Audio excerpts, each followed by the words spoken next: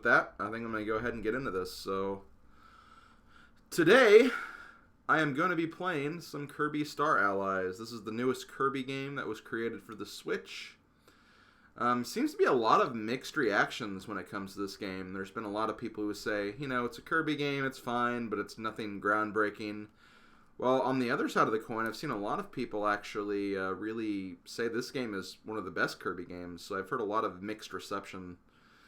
I haven't heard a lot of people say the game is bad, though, which that's not really surprising because Kirby games... A bad Kirby game is really hard to find. You can't really go wrong with just the Kirby playstyle in general. But I've been playing a lot of it recently. I enjoy it. I think it's a fine game. I wouldn't say it's in my top 5 yet, but I'm really curious to see what they're going to do with this game moving on because they've recently added some DLC. I could see the potential for more DLC down the road, and yeah. I think that this game does have a lot of value still untapped and that we might see in the coming months, in the coming year and whatnot. So, going to be playing through this. It probably won't take a whole lot of stream sessions. I'm estimating like either 2 or 3, honestly. So, I'll probably have this game completed by the end of the next stream session, honestly. So, it's not really that long of a game. But yeah, let's go ahead and jump right in.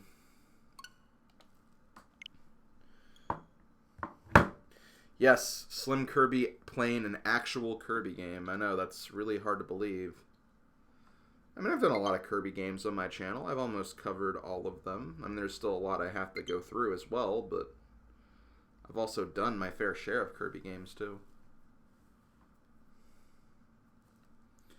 Not many people have a Kirby's Dream Course Let's Play, but I do.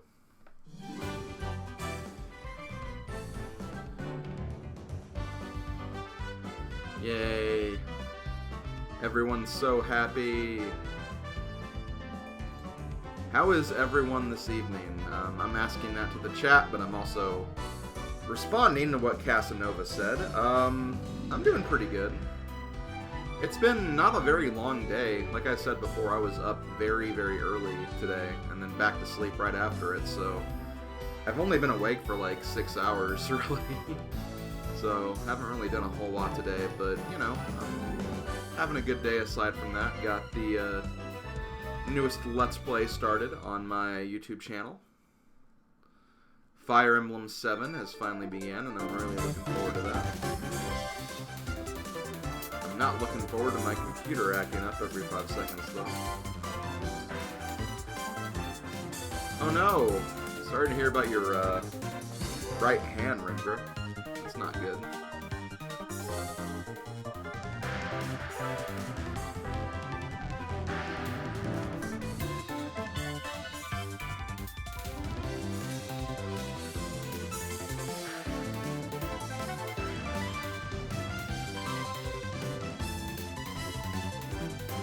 Also, this is a really adorable intro cutscene.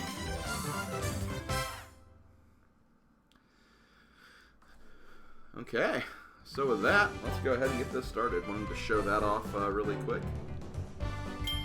And as you can see, I'm not completely done with the game on my own file, but I'm pretty much there.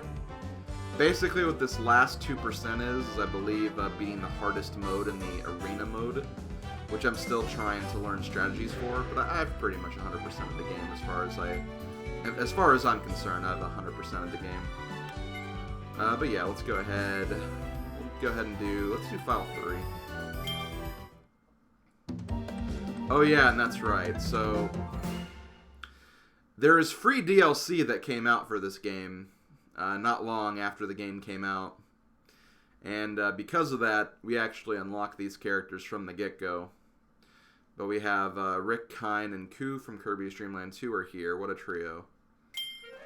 We also have Marks. Marks from Kirby Superstar has popped in. A final boss here to help? Unbelievable. And they also have Gooey from Kirby's Dreamland 3 has hopped over for a visit. That oddball. Stream normal sword rando as an incentive to make myself play through it all at once, but because of forgetting some things, I ran out of time and had to end it around 2.5 hours. Oh, I'm sorry to hear that, Magnus. I'm curious to hear what you forgot, honestly. Maybe we could talk later about it or something.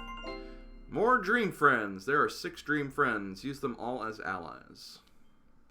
Find them at the Dream Palace. You can call on Dream Friends at the Dream Palace in story mode. Make your dream team. Ooh, a new celebration picture. A new celebration picture has been added. There are now 9 of them. Can you collect them all? Is that it? Okay, I think we're good. So these are the celebration pictures. Oh, I don't have any puzzle pieces yet. Well, we'll see that later then, I guess. But yeah, here's the story mode. You have 2 mini games. And yeah, let's go ahead and get things started. Oh, the game audio is a little louder? Okay, let me work with that then.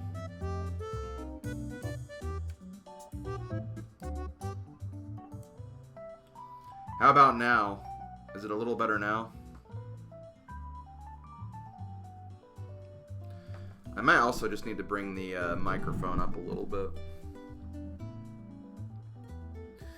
I don't want the video capture device audio being too low though, because there's some really good music in this game. So if it's too low, let me know now so I can still adjust it a little bit.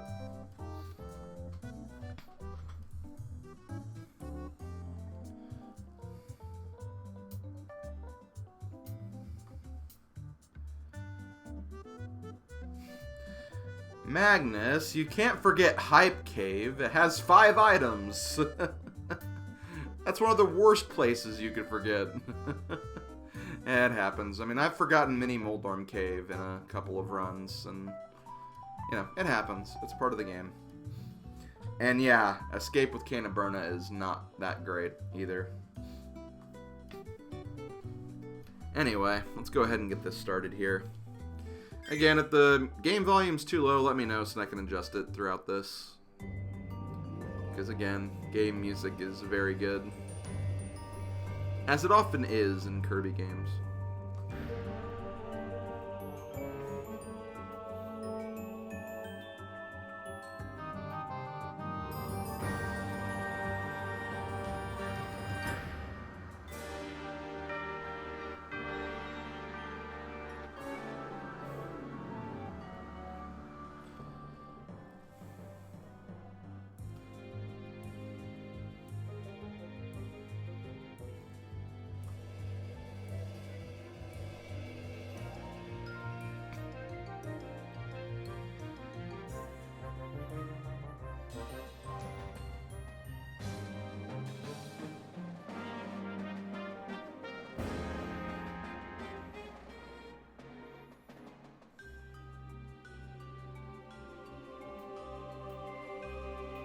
Kirby, what are you doing sleeping again? Hey, Calamar.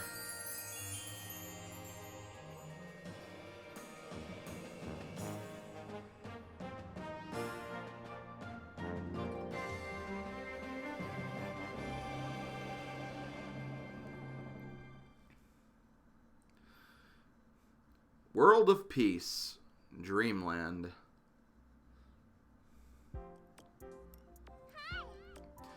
Okay, so we have kind of a free-roaming map here. Kind of reminds me of Super Mario 3D World a little bit. But you can't actually, like, skip everything. You have to actually progress the levels as you normally would. But you can find some goodies on the map as well, so... kind of walk around, get a few things before you move on. Is there anything here? No. Okay.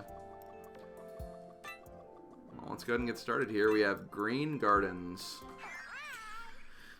So the best way to explain this Kirby game is it's, in a lot of respects, it's a lot of very similar to a lot of the other Switch games that have been releasing on the Switch as of late. Kind of this whole celebration to the series thus far. Like, we had Breath of the Wild, which has like a lot of Zelda references. We have Mario Odyssey, which is in a lot of ways, I compare it to like a love letter to the entire Mario series. Kirby Star Allies is a combination of a lot of different Kirby games. It has the kind of the current modern Kirby stylings of Return to Dreamland, Triple Deluxe, and Planet Robobot. It has the multiplayer of Return to Dreamland. It has the helpers of Kirby Superstar, and it has power combining, like of the likeness of Kirby 64 and what's the other game? I think Amazing Mirror. It's either Amazing Mirror or Squeak Squad. They kind of combine powers a little bit too. But for the most part, though, it has a lot of different mechanics from past Kirby games, which makes it really, really awesome. As usual, you can make powers, you can use the powers to interact with the environment.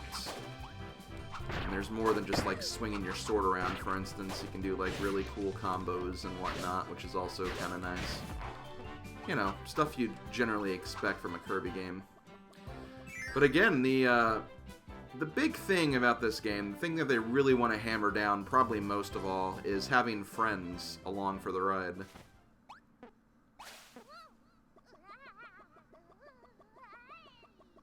So if you press S, you can make a heart, and if you take that heart, you can throw it at an enemy, and they can actually be on your side. About friend hearts, throw a friend heart to make a friend. Aww. And yeah, they work kind of like the helpers do in Kirby Superstar. That's basically what we got here. Yeah, Squeak Squad had a few combined powers. Not a whole lot, but yeah. Like, the combination of powers is, I guess, closer to that than opposed to Kirby 64. But still, like, it's kind of the same idea for the most part. And you can have 3 helpers alongside of you. I'll go ahead and make one of these guys. And if you see, like, a power that you do want, you can obviously, like, drop your own power and get rid of it. Or you can make another partner and just use it to replace one of the partners you already have. So you can try to keep, like, a bunch of different powers alongside you as you go throughout the game. And just kind of use them at your own leisure. You can also make teams of your favorite types of partners. It's really up to your discretion.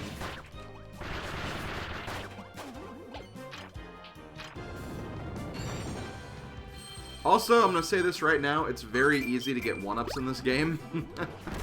I think by the end of my first playthrough, I had over 100 1-ups. And I think I only lost like one of them. I don't think I died very much at all.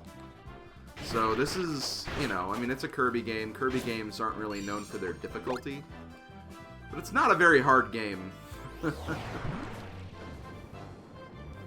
so I'm going to go ahead and do this. Get fire from a friend. Okay, so let's do this. Let's make a partner here. Let's replace this with the other Blade Knight we have. And if we press up, you can give us a little bit of fire on our sword. So we now have the Sizzle Sword, which just in general increases the attack power and can also give the effects of that particular weapon. So with the Fire Sword, you can burn grass and melt ice and stuff. That's pretty much what the again, one of the main gimmicks of this game. Whee! Use that to light and blow up this wall with that bomb. Let's see, I'm looking to see what they're saying in chat. Gonna try getting a game over. Well, good luck. It's really hard to get a game over. And see, one thing that's also kind of cool is not only for your own individual weapon, but you can also like do this with your friends. And you can also do the same type of thing where you can have another friend add an elemental property to their weapon. And then, like, one thing you can obviously do, you can hit the start button and look at, like, your powers. And you can find what exactly you can do. Like, you can see what elements you can use along with the sword to get those other properties. Which is kind of cool. You also can just learn all the other different moves that you have. So yeah, that's pretty much what we got here.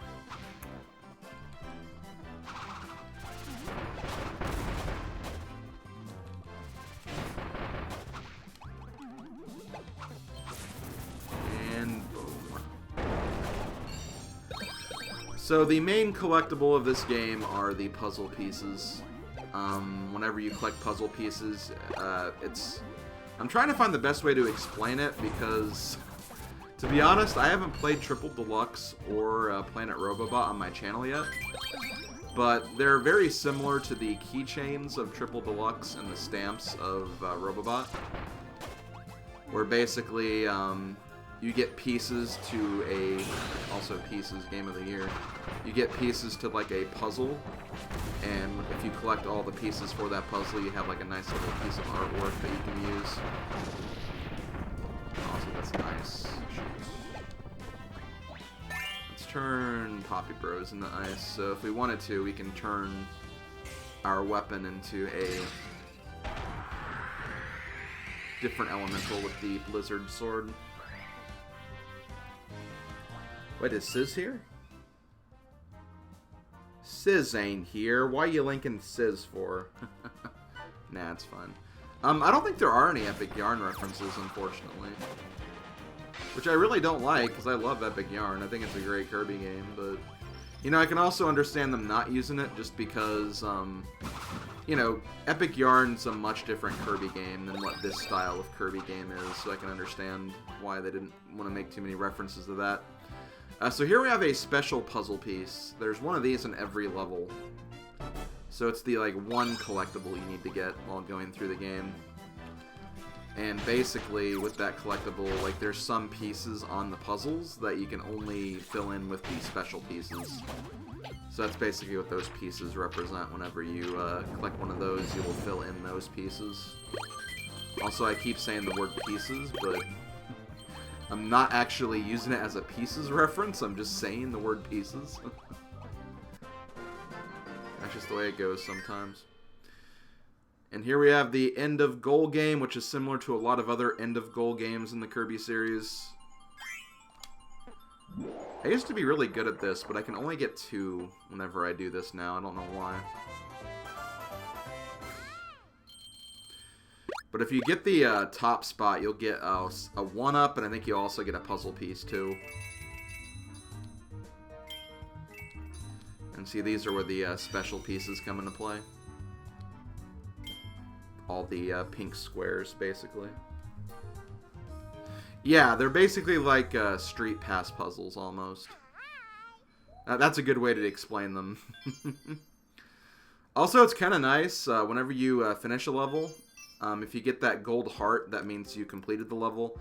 If you get that puzzle piece bottom on the bottom left, that means you got the special puzzle piece, so essentially we're done here.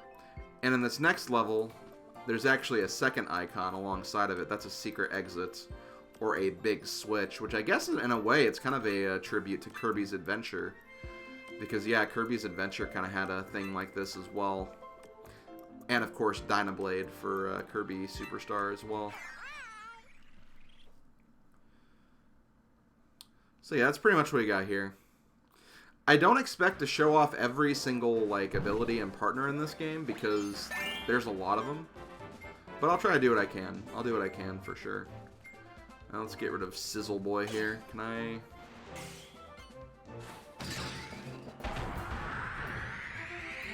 Ooh, the Splash Sword. So now we have a bit of a water element to our sword now.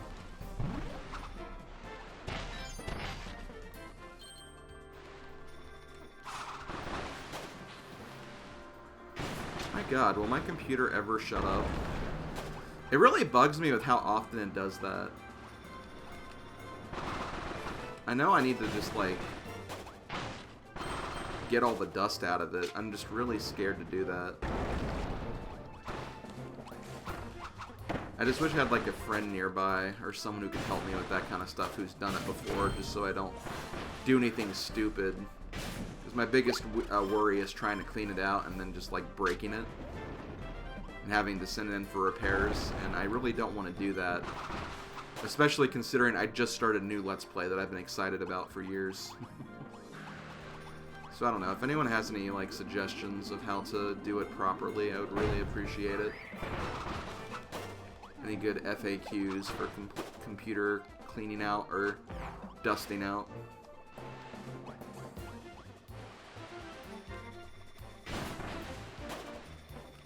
I've actually been meaning to ask in the name of DT, because he seems like he's done that kind of thing before, because he was definitely someone who suggested, hey, you should clean it out. And then I told him I was scared to do that. So maybe he has an idea of how to do it. I don't know, I'm just really nervous about it, guys.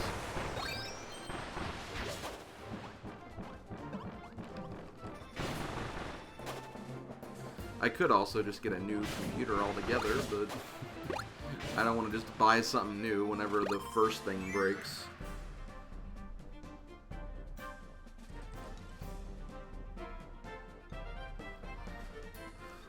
Wait, hold on.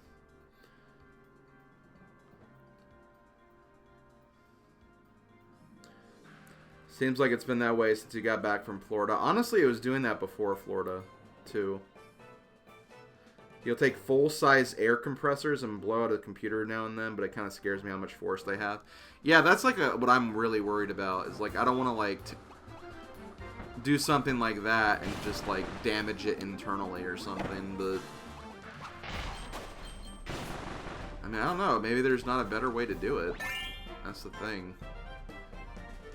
Okay, you know what? Screw this. I'm gonna actually get the water myself, or the stone myself. Because I want to go curling, guys.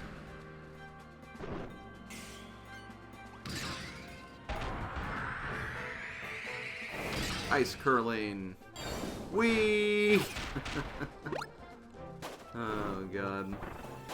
So, yeah, the curling stone from Kirby 64 makes a triumphant return, I guess.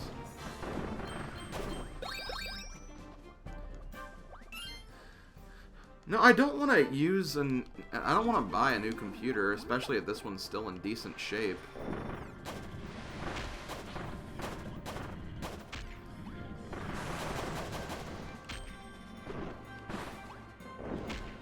But I don't know. I mean, that could be the thing. That could be the thing I need, though. That's the only thing. I really don't know. Yeah, I don't know if a Swiffer is a good idea, Rengra. I don't know if a Swiffer is the best idea, to be honest.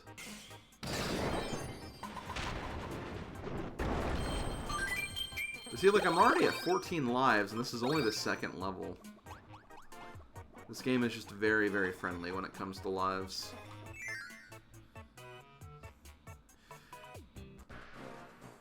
Which doesn't really bother me too much, because again, I'm just kind of one of those gamers where I don't feel like things need to be difficult to be, like, a fun experience.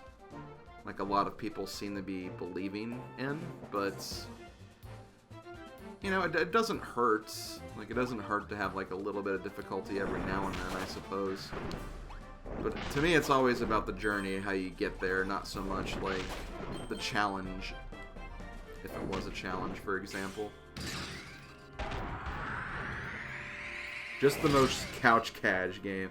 Yeah, I can definitely agree with that. I can agree with that completely. Couch cash. So let's do curling again. Whee!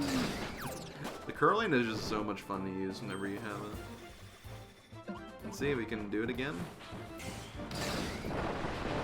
And of course, I missed the whee. And look, there's the special pieces level of the year, or piece of the year. I didn't mean to do that.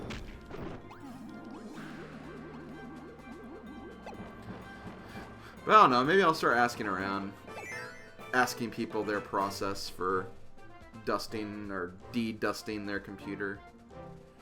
Maybe one of the days in this next week or something I can get around to maybe doing that.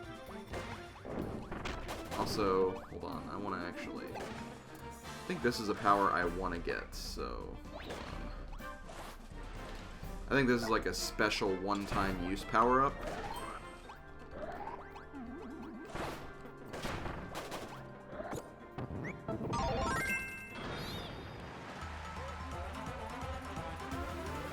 Festival dance! Oh, that was fun. But yeah, like Mike and cook Kirby. It's like a one-time use power-up, so... Nothing too special, but still cool when you see it. And there's the big switch. Dream Palace open. You've pushed the big switch that opens the Dream Palace on the world map. That sounds like a good thing to me.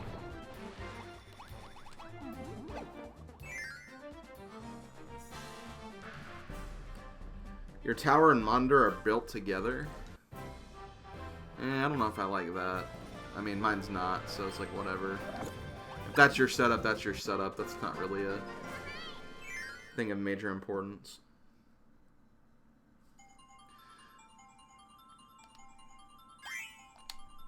See, like, I can't do this now. When I first played this, I did it perfectly for the entire first 2 worlds. And once I hit World 3, I could never do it perfect ever again. I just lost the touch so easily, and I don't know how.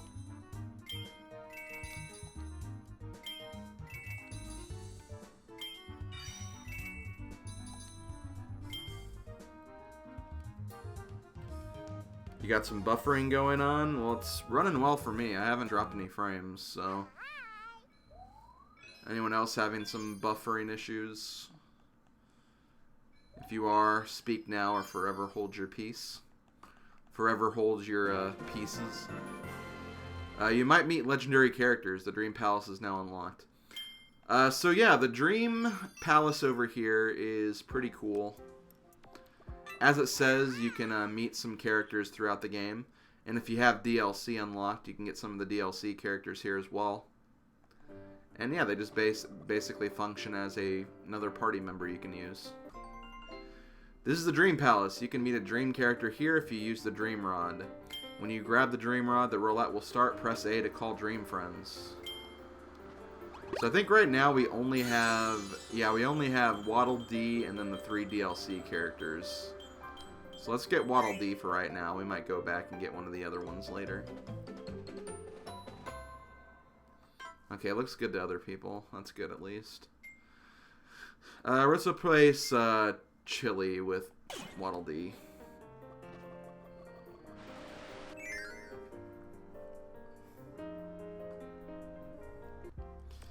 And we'll just keep on going. We got everything in that level, so we'll move on next level, Honey Hill. Yeah, you party so hard everything explodes. That's pretty much that power in a nutshell.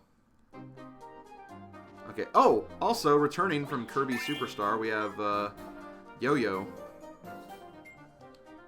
Hooray for Yo-Yo. We can also, I believe, get a Elemental Yo-Yo too. Splash Yo-Yo. So yeah, good old Yo-Yo Jim is back, or Gim, or whatever his name is. And you know what, I'll use Yo-Yo for a bit myself. Why not? Okay, good, we have Spear, so Waddle Dee can open that.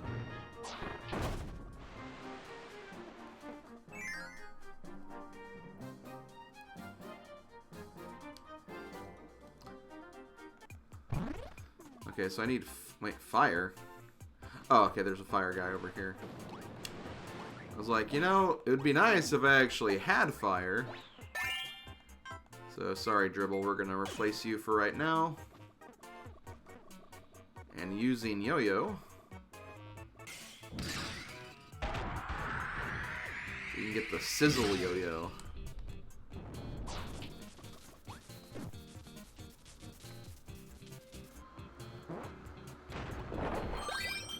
Alright, awesome. Also, I don't know why that thing is there in the top right. Is there a way I can turn that off? Because I don't really need... Oh. Well, I just took a capture of the game. Oh. I didn't know you could release powers with just the select button. Which, I mean, you should be able to do that from other Kirby games, but for some reason I didn't think it to do that. I always thought you had to drop them the other way.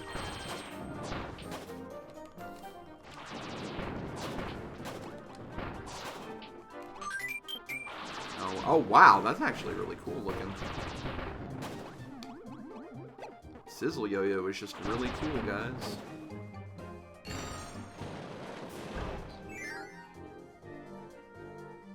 Wait, why did that not work?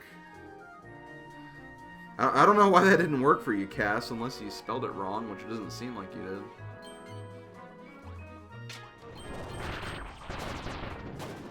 Silver did it just fine earlier, so I have no idea. That's weird.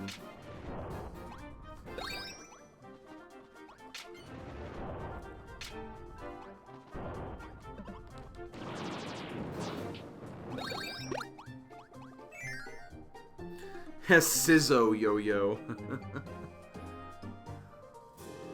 Yeah, that would be Sizz's yo-yo if Sizz was an enemy in this game.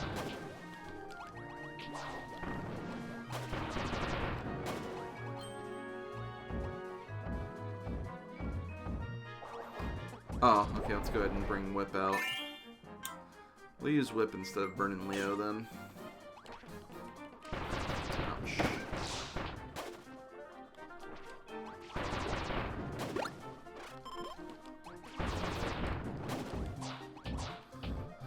Also, I have to say, the AI in this game is a lot smarter than what they are in Kirby Superstar. So they did a great job of programming the AI in this game. Where they just don't jump around like idiots like they do in Superstar. Nightbot is sleeping? That's not right. I guess I can try it in a minute to see if it works. I'll try it after this level.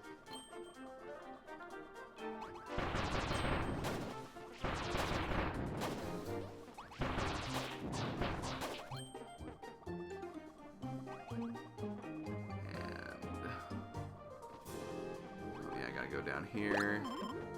Whee! Gotta run back up.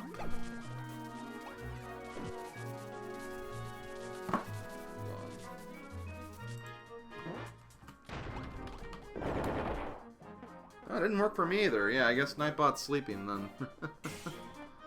Oh, shoot!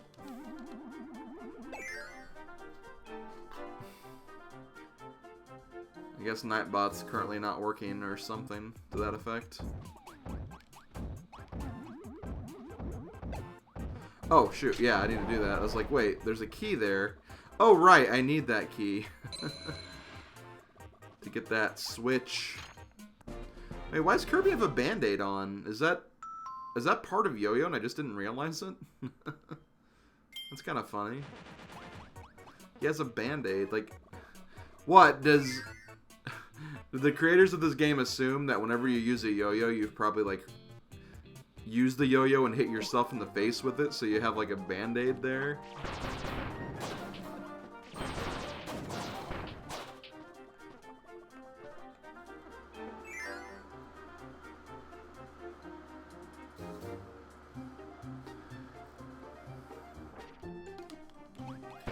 It's really weird that Nightbot's not working. Because, I mean, it was working, like, a little bit ago, like, before I started streaming. Before I started playing this. I guess to go ahead and say it, I'll just go ahead and say it out loud. My next tourney match is going to be on Wednesday at 4 p.m. EDT, so if you want to come by and watch that match, come by at that time. Should be a lot of fun. So hold on. Ouch. Okay, let's try this again.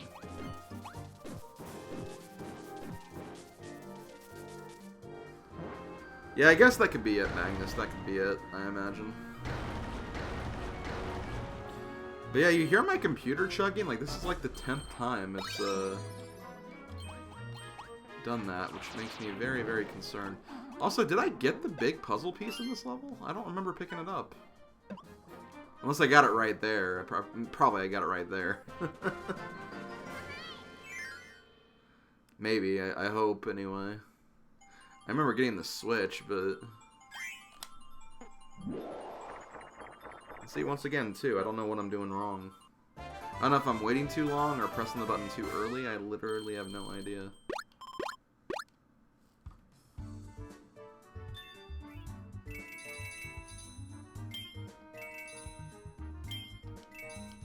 Okay, I got it.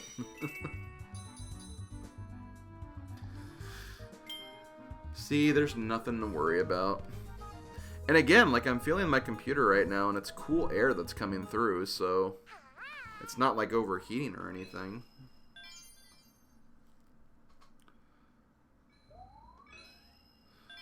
Ooh, extra eclair.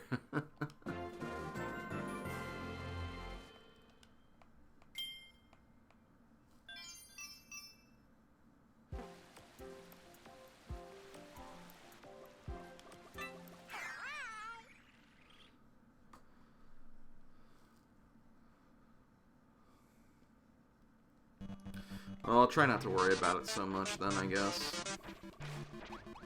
Okay, let's go ahead and bring you out. I'll bring Water Boy back. So if I want to use some elemental strikes, I can. Oh, wow, thank you for the auto host in the name of DT.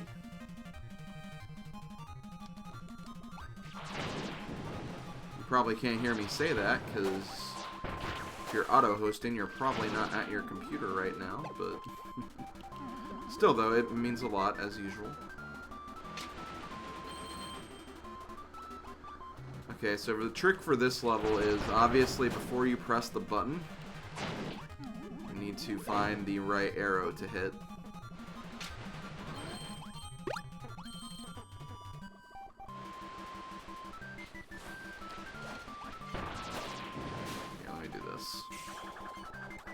We'll get the splash yo-yo.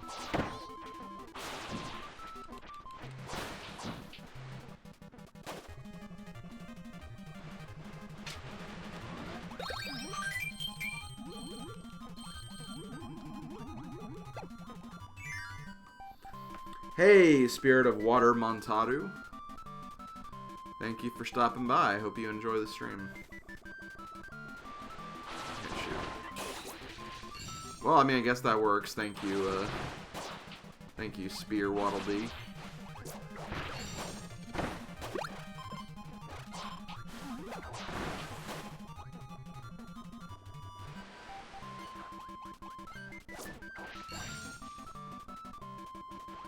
Hold on. Can I go up here? Okay, I'm glad I noticed this, because, yeah, there's more stuff I can do. Oh, and there's a key, which I needed that, so... glad I discovered that when I did.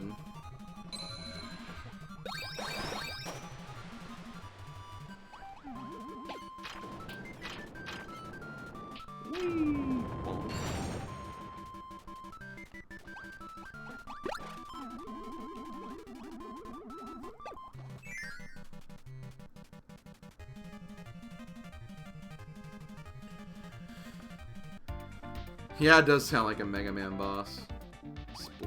Splash yo-yo! Okay, I'm guessing I need the Sizzle yo-yo back. Or at least something to hit these things with.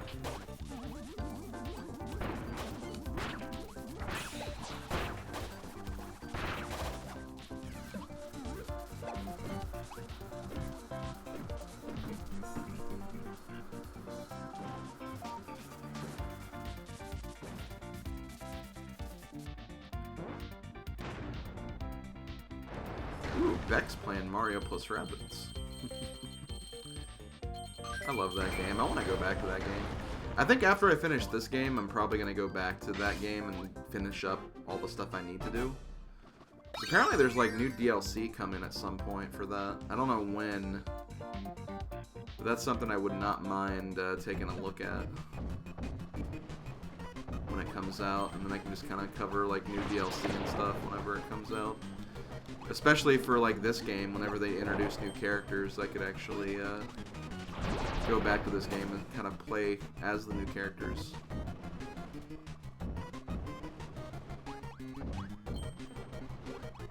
Yeah, I don't know if there's anything I have to worry about.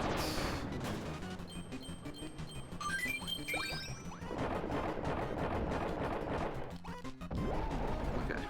I was like, wait, is there something down there? I didn't want to die. You get Splash Conquered.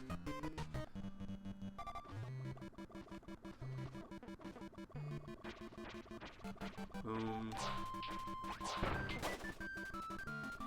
I need umbrella at all or not?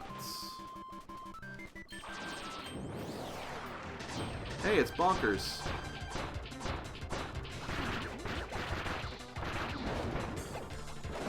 No.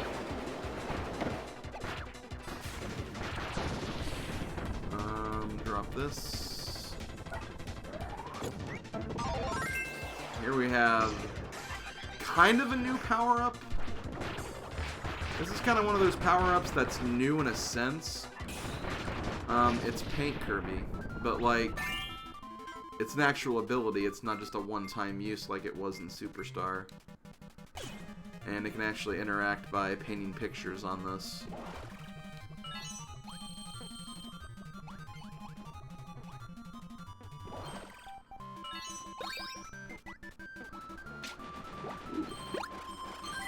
Look at all those goodies. I'm guessing this is the... Nope, that's not the special one. Did I get the big puzzle piece? I hate asking that because, like, I should be paying attention, but I did not remember seeing it at all. I probably did.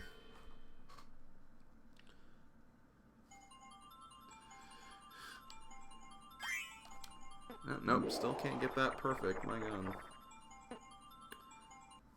Think you did? Okay. Well, I probably did. I've been playing like the guest mode that you unlock once you beat this game a lot, and there are no big puzzle pieces in that, so it's like harder for me to pay attention. But yeah, I got it. Okay, we're good.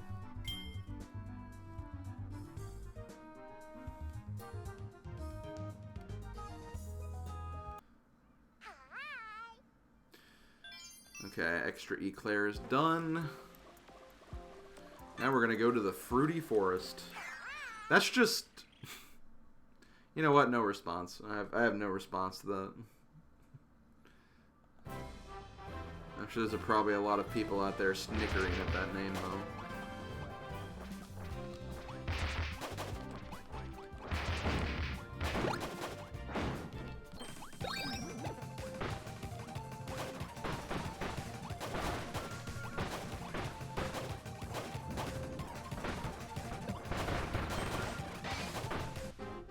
Oh, well, okay. Well, I found the big puzzle piece there immediately.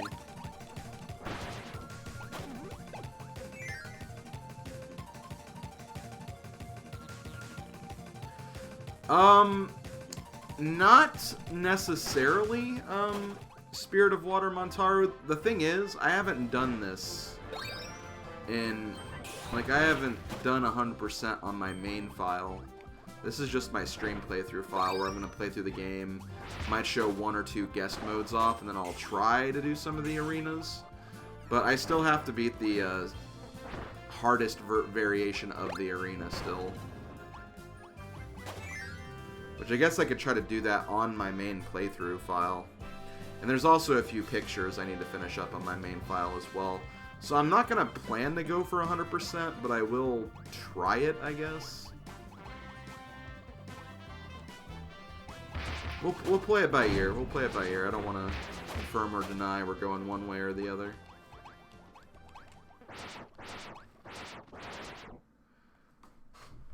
Also, it's getting dark in here. Let me turn the light on. Guardian of the Forest, Wispy Woods.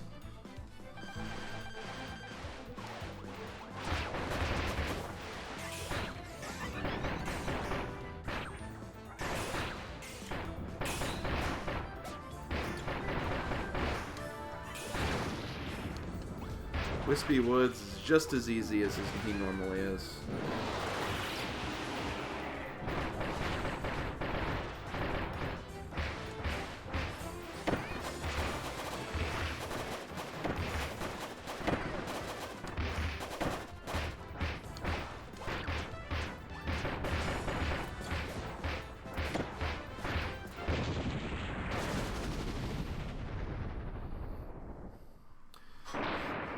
I think that might be the ultimate goal.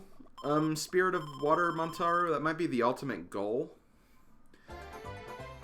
It depends on how different it is for, like, the normal characters, because I know the guest characters, like the DLC characters, they have their own unique rooms that appear in their guest star modes. But if it's just, like, the whole, like... If all the other buddies have the same exact guest star mode over and over again, I might just do it until I get all the puzzle pieces for my pictures. I may not try to go for, like, a true 100%. Because, like, it takes, what, like an hour to get through each of the modes? So, I don't know. We'll see, we'll see. It's not Woody Woods. Hey, Disney fan, I'm okay. How are you doing?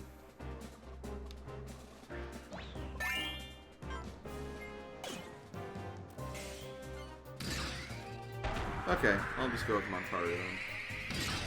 Also, look at that Zap Hammer.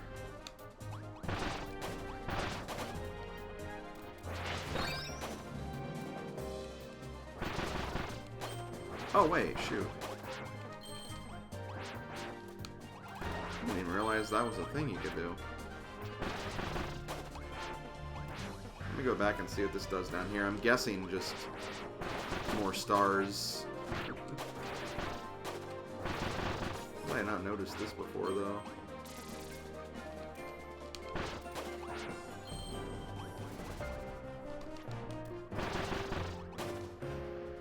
Maybe I did, though.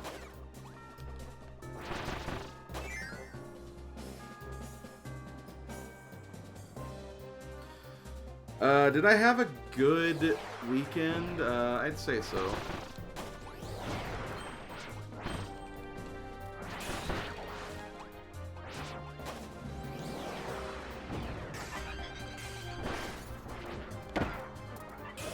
I had a good stream on Saturday, which was nice. Had a good stream session last night with DT and his crew. So I said I think I had a good weekend.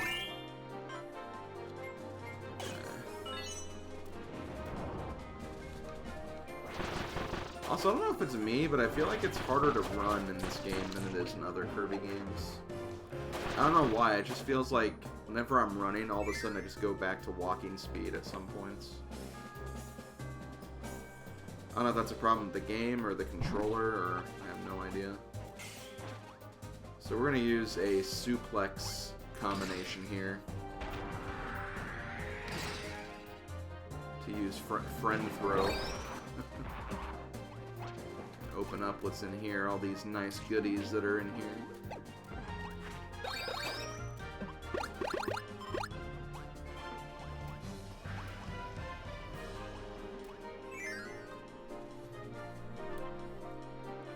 Well, that's just DDD's hammer. It's just DDD's hammer that has the jet engine inside of it. Which makes sense if you played Kirby Superstar Ultra. Because in that game, also there's the puzzle piece. In that game, in the Revenge of the King mode, Mass DD's hammer is like super, like, mechanical. I'm trying to remember, did Superstar Ultra come out before or after Smash Brothers Brawl? I do not remember for the life of me.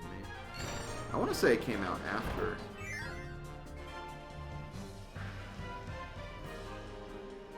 Oh my god.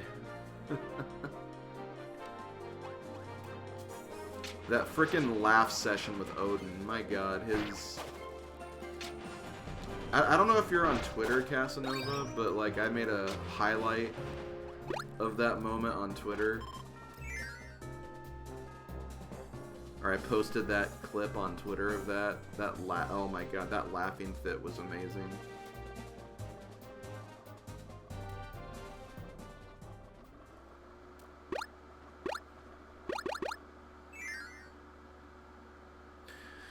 Okay, so Superstar Ultra actually came after Brawl, so I guess the Jet Hammer was a Smash Brothers creation. So yeah, okay, that's fair.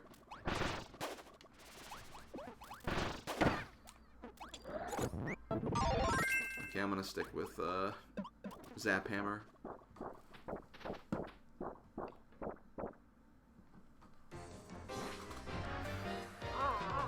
Royal Nemesis, King DDD.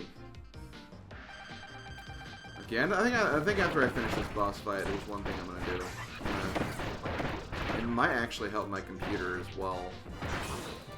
I'm wondering if it's just too stuffy in here right now. If that's the case, maybe if I open my window, it might help my computer a little bit. We'll see. Anyway, here's the E3 memes. King DDD is swole. Look at frickin' DDD and his muscles right now.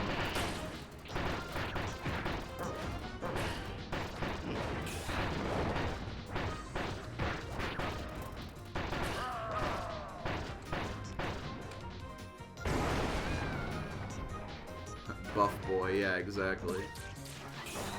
Buff boy DDD.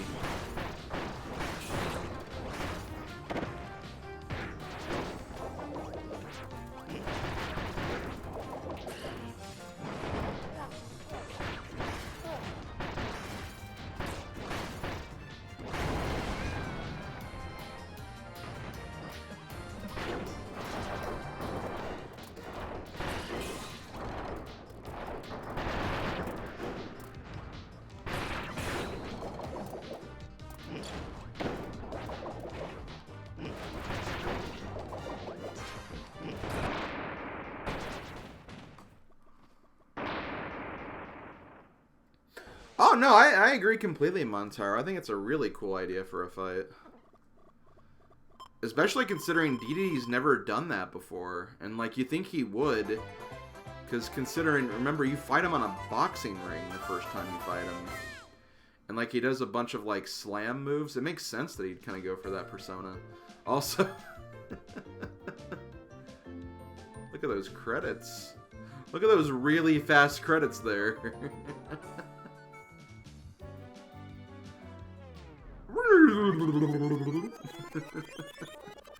Yeah, this game's not that short.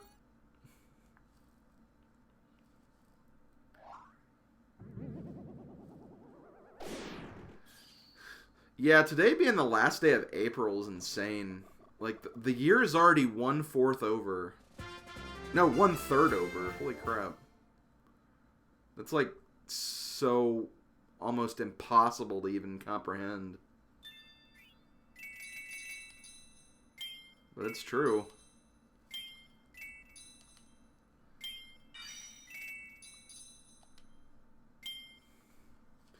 And we get a new Dream Friend, King DDD. You can now call on Dream Friend King DDD. Head to a Dream Palace. And with that, Chapter 1, World of Peace, Dreamland is done. And now we'll move on to Chapter 2, World of Miracles, Planet Popstar.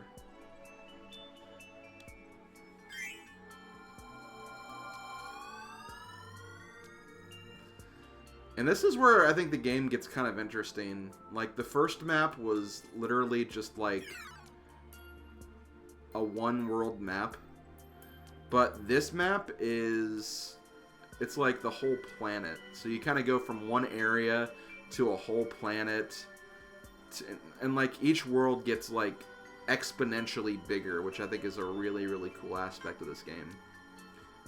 So yeah, this is the second world.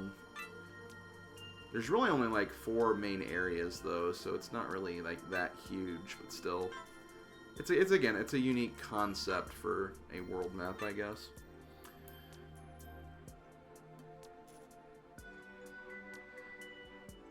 Okay, so really quickly, I'm gonna put the controller down. I'm gonna open a window because I'm getting like really hot right now, and might help the computer too. So hold on.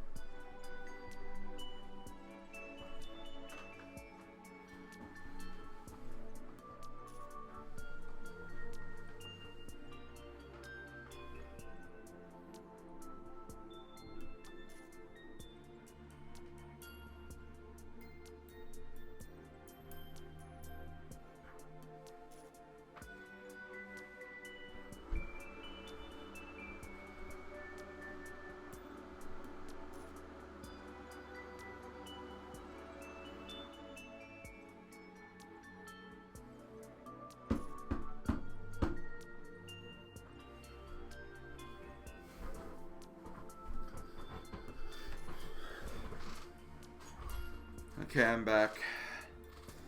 Got a window open. Gonna see if this helps a little bit.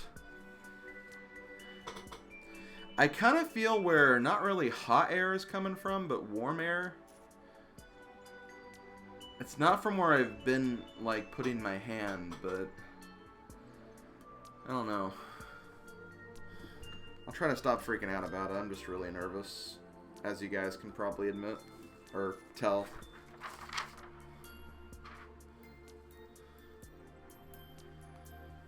Okay. Stay hydrated. What?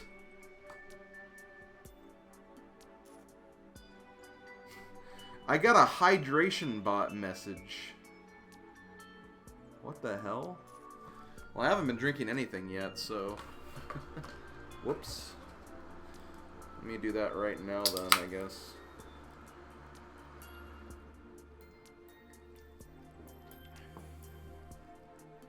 There we go. Okay, so let's go to Friendly Field. What a lovely name for a level. It's a friendly field, guys.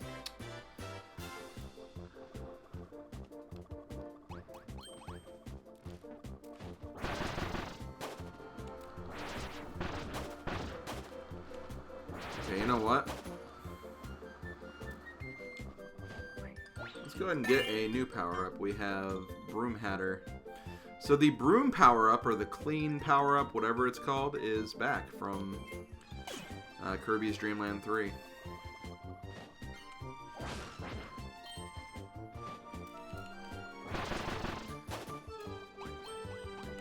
Maybe I'll go ahead and get the power-up too, just to kind of play with it for a bit.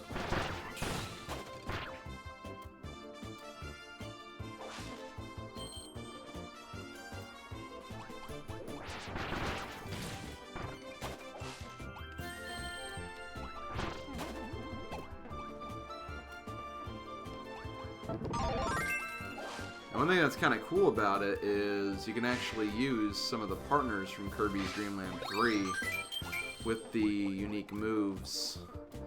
So here, that was Nago's Broom power-up. You have Choo Choo's Broom power-up when you do that. And how do you do pitches again? Maybe I'll find out if I... Actually, wait. Because wasn't pitches like throwing like a bucket of water or something? Yeah, okay.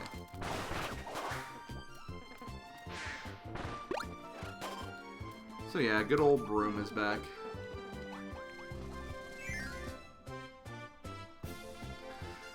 So Magnus, I don't have anything on the schedule right now because I didn't have time to update it today, but there will be stuff coming. There's something going to be on Wednesday, which is my race.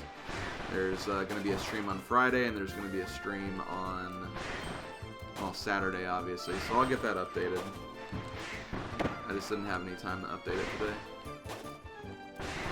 I haven't been slacking. I've been keeping it up to date all the other days. Just today, I didn't have time.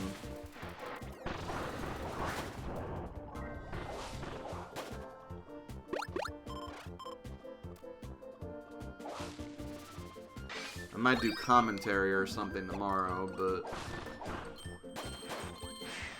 that's a completely different discussion for another time.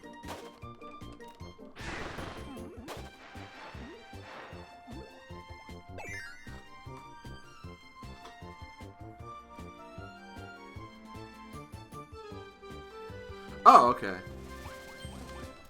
That's a good, yeah, okay, it's good that you were doing that to test to see if Nightbot was back, which he is back now. Good. Okay.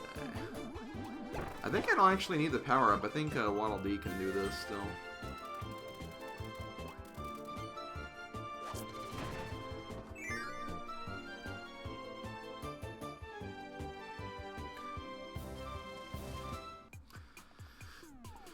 Yeah, I like Zelda. I'm a Zelda fan. Let's use... I guess I'll just replace you with that.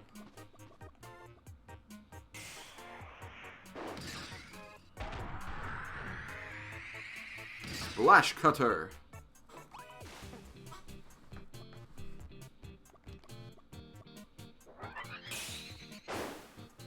there something I'm supposed to do?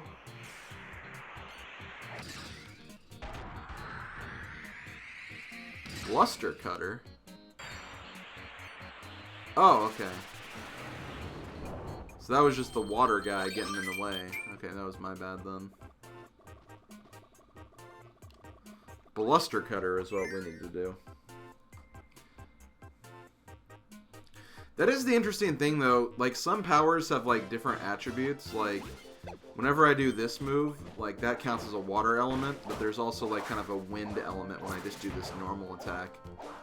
So you have to kind of make sure you get the right element that you need.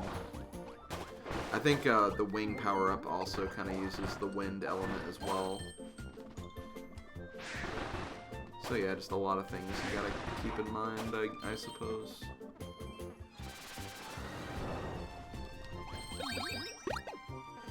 Yeah, like Tornado Hold, exactly. Exactly like that. Leave it to Ringra for bringing up the Mega Man references. That's your thing.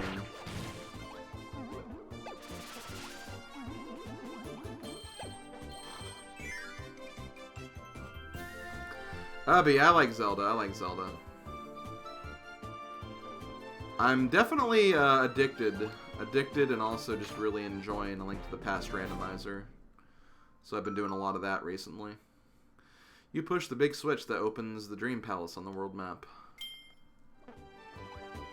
So we have the Dream Palace open again.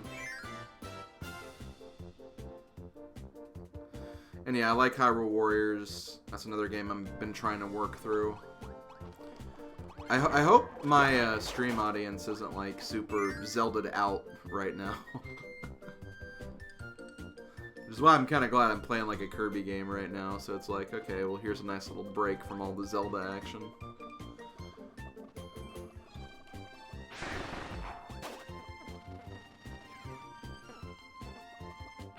It's just really easy to stream Link to the Past randomizer because it doesn't take much setup. I have everything together in a nice little package so I can just start it whenever I want to play it.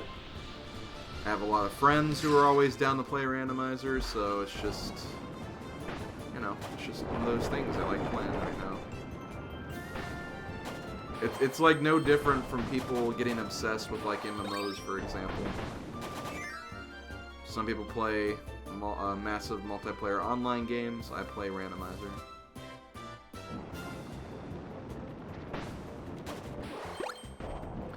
So we're in the friend circle right now. Basically, whenever you see those pedestals, you'll have like a unique friend combination you get to use. Some are special based on the type of level you're currently doing. There's friend circle, there's friend bridge, there's friend train, there's friend star, so there's a lot of different types of those transformations. We'll see them as we go throughout the game. Okay, that was too early. I'm guessing I'm just hitting the button too early. I have to wait till it gets all the way to the bottom or something.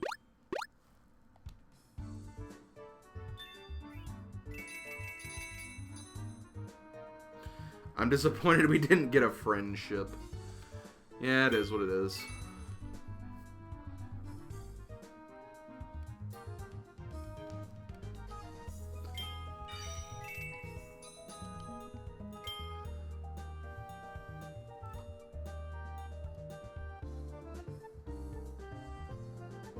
Yeah, that's right. You have been some of the Hyrule Warriors streams. That's right. Like, I knew I recognized your name before.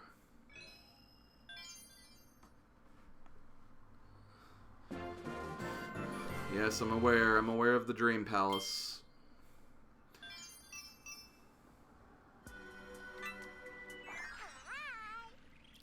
Let's see if we can actually get one of the DLC characters. We'll play with one of the DLC characters for a bit.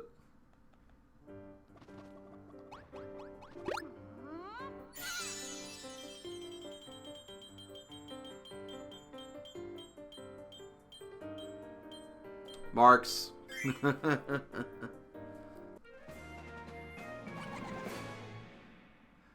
We'll make Marks do some good.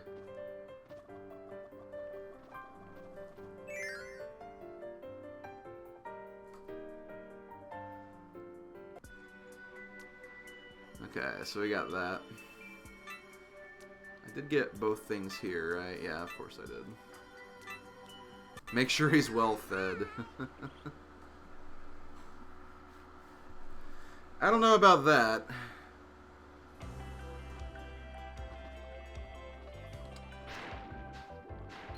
Oh, cool. The first time we have water in this game. You know what? Let's do a new power-up. We haven't had Parasol yet.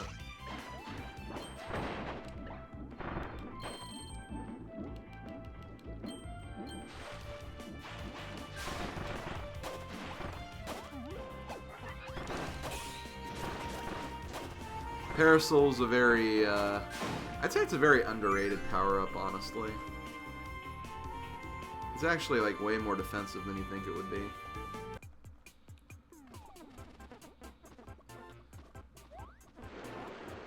It also has probably one of my favorite, special abilities in the game.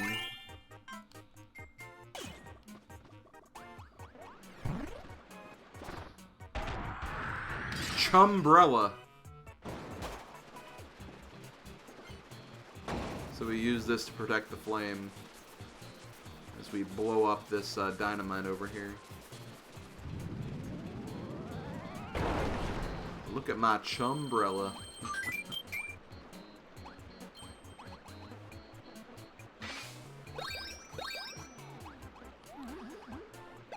Like, I'm not going to say a whole bunch of stuff because I want to avoid spoilers. But apparently there's been some data mining going on for this game. And I think they have figured out what the next characters are going to be from. And, like, which characters they are.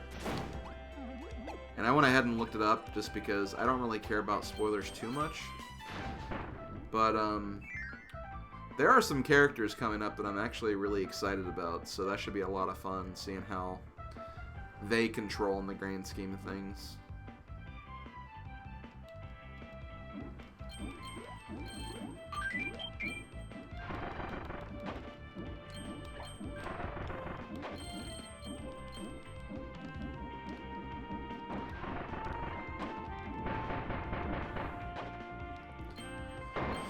So yeah, I think it is good that they will continue to have like DLC for this game. I kind of wish they'd go like a few steps further though, because ultimately, like, I'll go ahead and say it right now, this game still is like very, very short. I'd say it's shorter than a lot of the other Kirby games of this era. And I'm not saying that's necessarily a bad thing, it's just, it is really, really short. But it feels like they could, like, add, like, more stuff to it. Like, they didn't have it in this specific wave of DLC that came out recently, but I could see them for, like, future DLCs actually having, like, maybe, like, an entire world that's, like, DLC relevant. Like, I could really see that being a thing in the future, and I kind of hope they do go down that road. Or at least consider something like that. Because I think they could get like a lot of worth out of this game because of that. But then of course you get into the dilemma that like a lot of people have with DLC, where like game developers like could release all the stuff at once and just have like one game, instead of just like releasing like one game over time that's just like not all the content or something. I know a lot of people have a problem with that. I don't really mind as much, but I definitely see how that could be foreseen as a problem.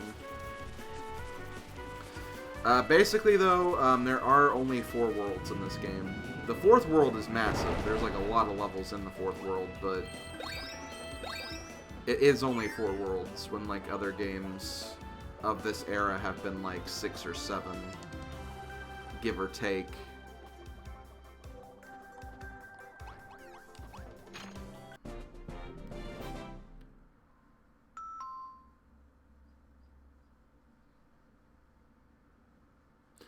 And yeah, that's very true. You're gonna see it, like, you're gonna see all that information whenever they come out with a direct or something, anyway. So I don't think it's really that much of a spoiler, really, but you know, if it's true, people want to be surprised, and I want to make sure they still have that luxury of being surprised.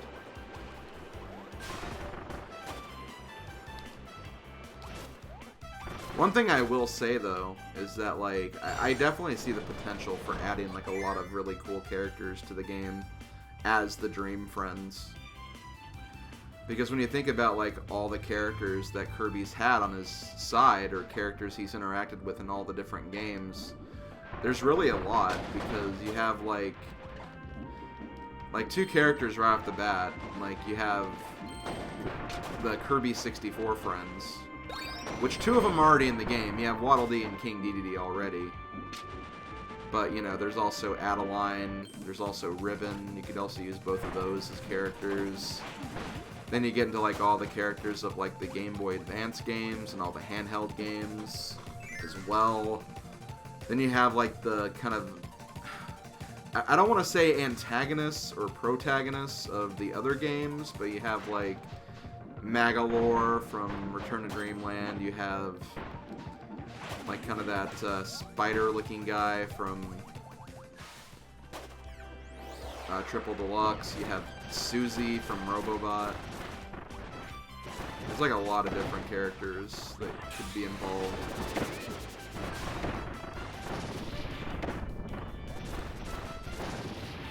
You know what? Let's go ahead and get Kawasaki in on the action. That's right, you can even make Kawasaki a partner, too. Which is kind of funny when you think about it. Just good old Kawasaki jumping in, cooking up some fish.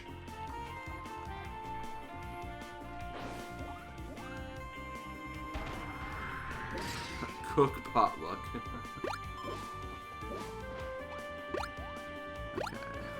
Was there a puzzle piece back here? There probably was. Let me go back. Oh yeah, there was. Okay. Let's go back and get that then. It's kind of hard to see because the water is, like, really bright.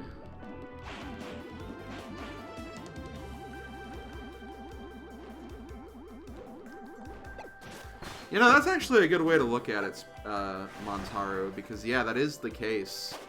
Because in Return to Dreamland, Triple Deluxe, and Robobot, there were, like, multiple collectibles you had to get throughout the game in every level. And in this game, there's really only one collectible you're getting, and even then, if you don't care about the pictures, you can just avoid it altogether.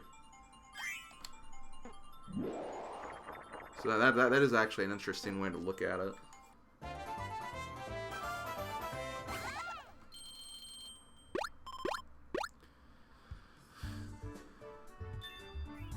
Also, this picture's about done.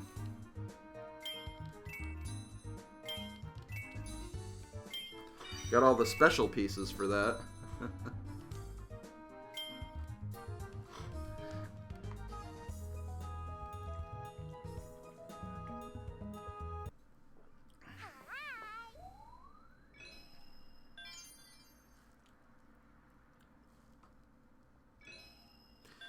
Ooh, Inside Islands.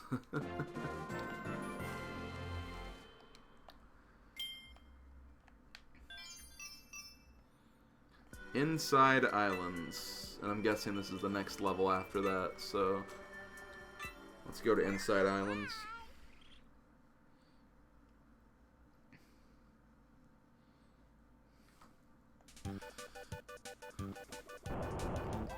Oh!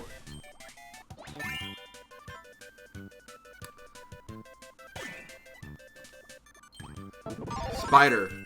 New power-up. Honestly, I think this is one of the best power-ups in the game. I love the spider power-up. I hate spiders, but, like, oh my god, this power-up is so cool.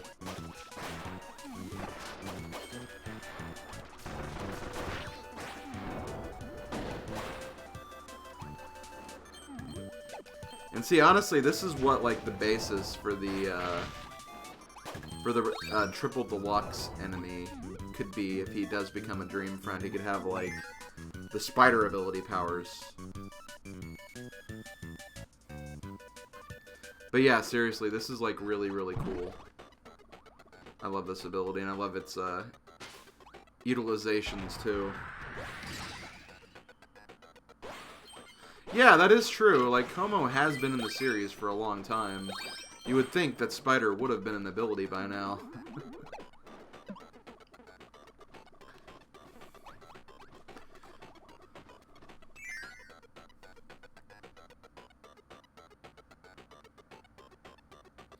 Yeah, I definitely see what you're saying, Magnus.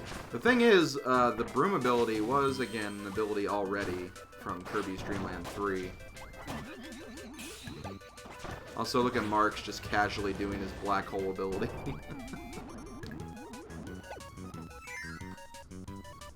But yeah, still, like, there are a lot of, like, really basic, like, non-elemental abilities, which, honestly, I don't have a problem with. It's cool that they actually do have, like, ways to utilize these characters.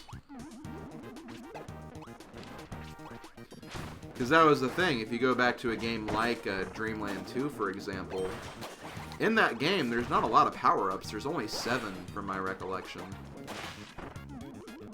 And, like, for the rest of the enemies, you swallow an enemy and they don't create the power-up. So it's like, okay, well, why don't I get a power-up from these enemies? Well, here you can actually get them from enemies. Even enemies that normally you wouldn't get them from. I also love the hat that Kirby has, too. Whenever he has the spider ability. It's really cool looking.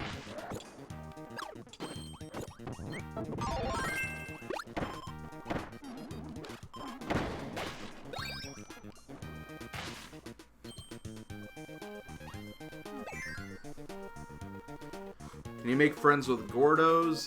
No, unfortunately not. Gordos are not friends of anyone. They're my friends when I play Kirby's Dream Course, but that's more so a special arrangement. That's not really me being friends with them. The Gordos realized they needed me to win the Kirby's Dreamland, or Kirby's Dream Course project, so I made them understand that I was the good one in that playthrough.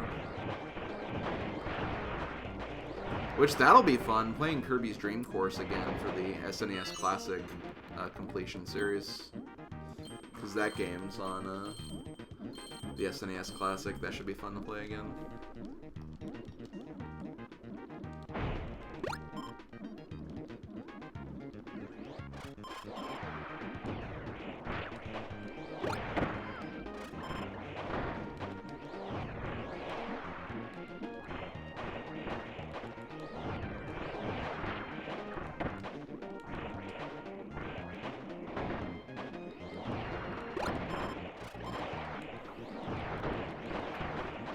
God, I hardly remember the last time I played Kirby's Dream Course.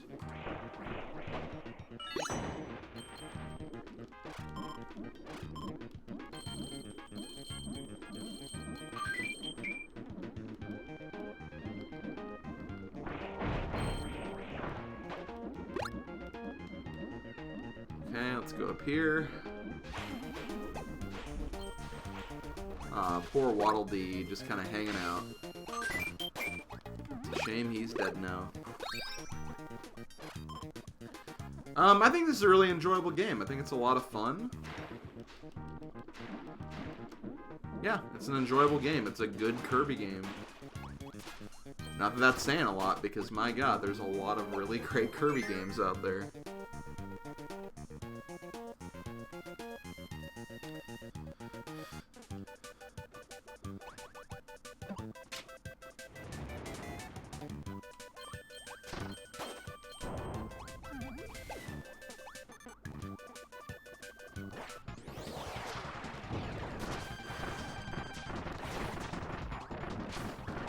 One thing I like doing in, like, boss fights and mini-boss fights is kind of doing this aerial attack, because they kind of take splash damage.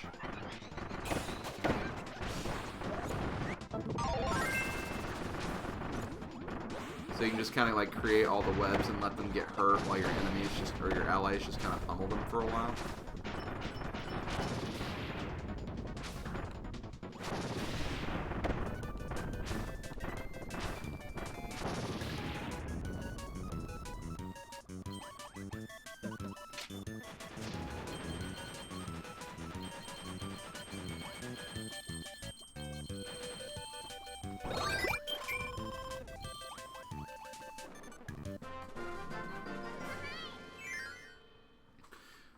Again, that's what all games on the Switch have been. They've all been like love letters to their previous...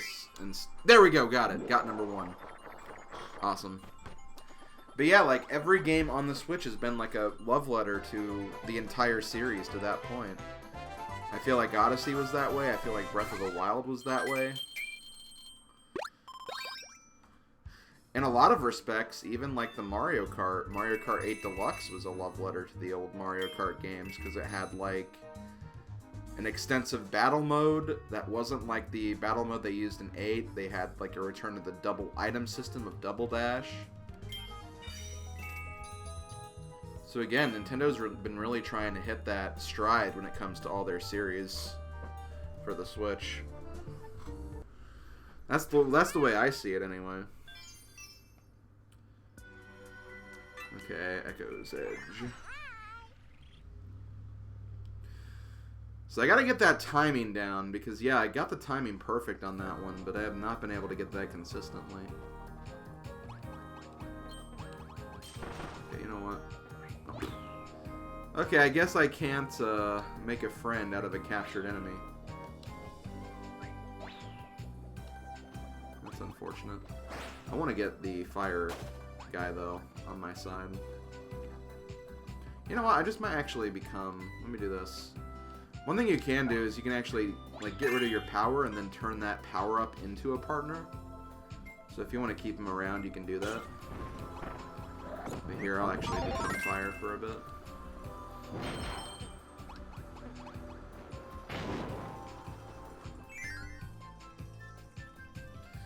The day we get F-Zero for Switch, yeah. F-Zero? What's that again? That doesn't sound like a Nintendo series. That's how it seems, anyway. Honestly, they probably just see Smash Bros. As the F-Zero series, because that's where Captain Falcon memes come from. They don't come from his own game, they come from Smash Brothers. Which is honestly a shame to those who love F-Zero. I'm personally not a fan of F-Zero, but I know there are fans of F-Zero. Although it's weird, though. I feel like I hate saying this because I'm sure there are people who really do kind of, like, love the F-Zero games, but I feel like a lot of people, like, say they want a new F-Zero game, but they don't really care about the F-Zero series. They just kind of say that just so they have something to say, because F-Zero is... I don't know, it's a racing game. I'm not saying the game's bad by any means, but it's a very difficult racing game. And, like, I feel like a lot of, like, Nintendo racing fans kind of get what they want from Mario Kart, not really F-Zero. Like, I feel like there's more fans of Captain Falcon and Smash than there are of F-Zero fans. That's what it seems like, anyway. I mean, I could be wrong. I'm not claiming to be right on that account or anything.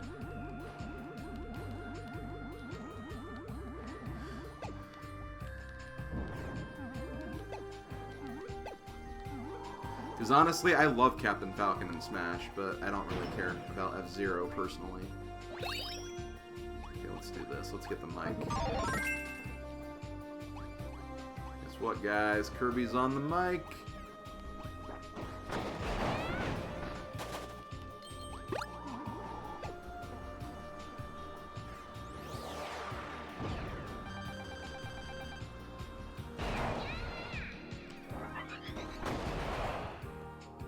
Fatal course.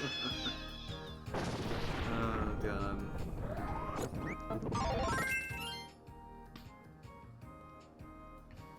Oh my God, Magnus, I think I got past the canyon, but the next level I could not beat for the life of me. So this is not going to help, I need the fire.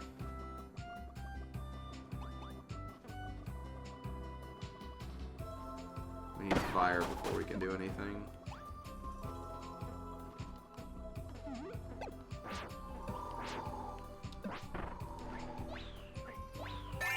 So we'll use that instead of Sir Kibble. There was probably a fire guy closer to where I was. But yeah, like, F-Zero GX was a game I really wanted to like, and I don't really hate it. It's just I couldn't get far at all in the story mode at all because of how hard it is. It's such a hard game.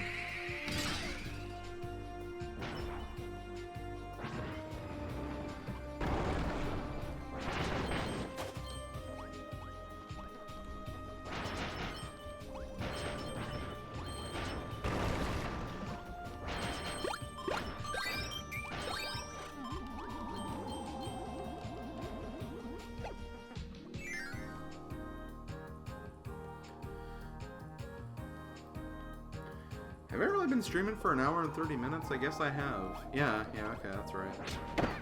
Didn't seem like I was, but the uptime command does not lie.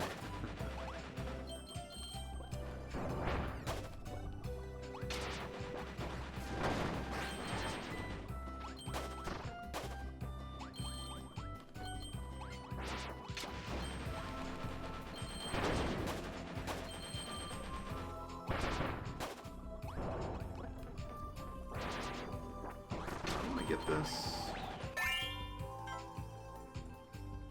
Sorry, Como. I may or may not need you.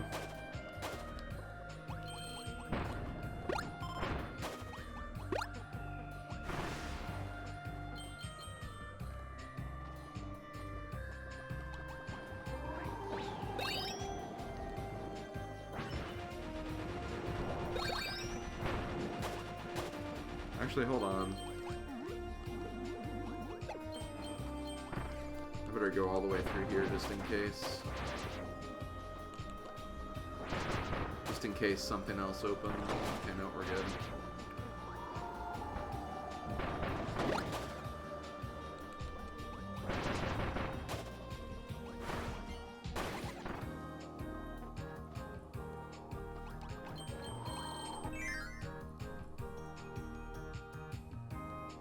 Oh yeah, for sure, Ringra. I mean, that's true. I mean, it was like one of the first console racing games. It was one of the Super NES launch titles. I know there are people who really do love the Super NES version. That's something you can't, like, discredit the game for at all. It's just really hard to play whenever I've tried playing it. I think I could only get through, like, one of the cups because the easiest cup is all I could get through.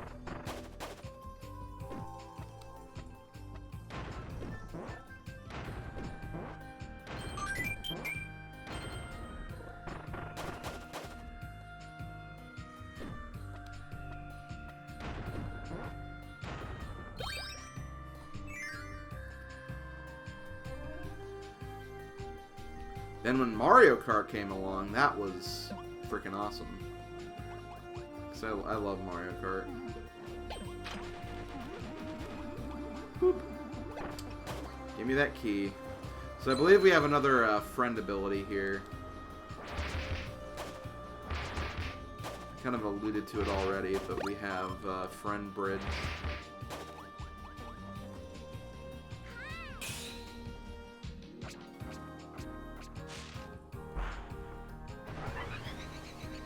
And I swear, you only use this for this mechanic. You only use it for the key mechanic.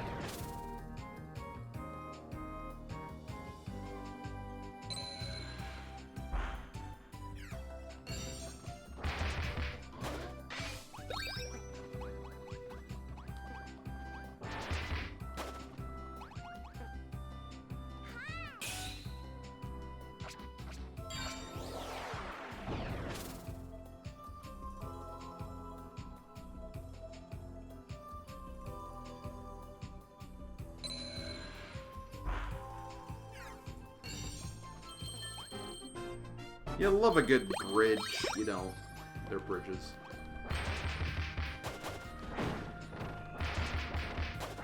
I don't know, there's probably some people who love bridges, it's probably not that. Bridges are probably not that bad.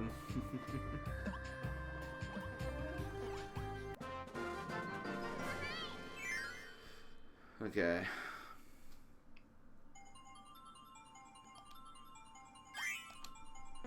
Oh, once again, only 2. Yeah, I kind of know what you mean, Montaro. So I believe, yes, we finished a picture. Yay! The first rival. You finished your first celebration picture. See all the pictures in the picture gallery.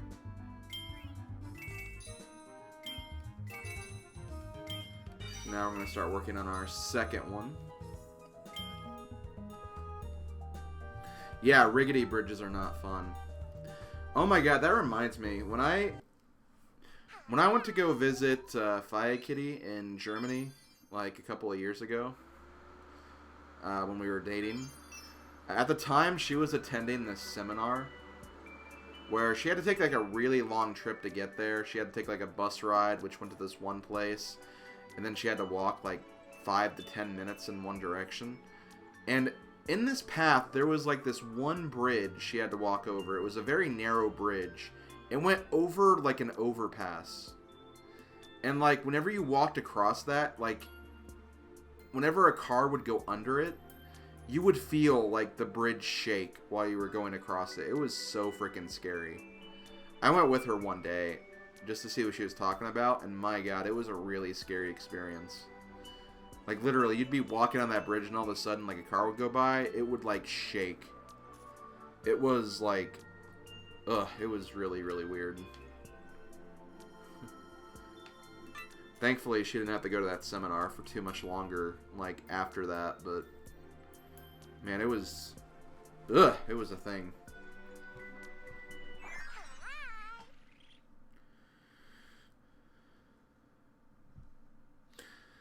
Circle and Train, the thing about Circle and Train is they're pretty much the same thing. That's my problem with those two specifically, is that they're basically the same function. Also, okay, this is for Ringra. Gotta make a burb. Gotta make a burb partner for Ringra.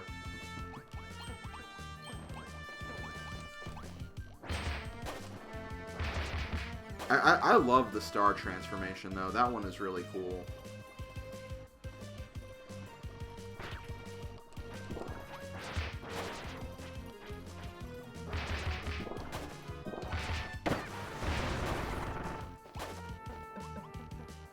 Burbon.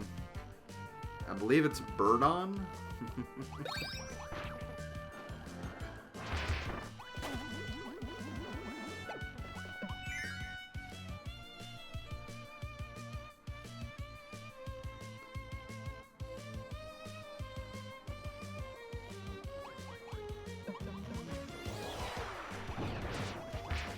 You know what all this reminds me of? This reminds me when I did the Kirby Superstar Ultra playthrough, and I did like the stream sessions where I played through the rest of the Helper to Hero modes. That was really cool. I really enjoyed doing that.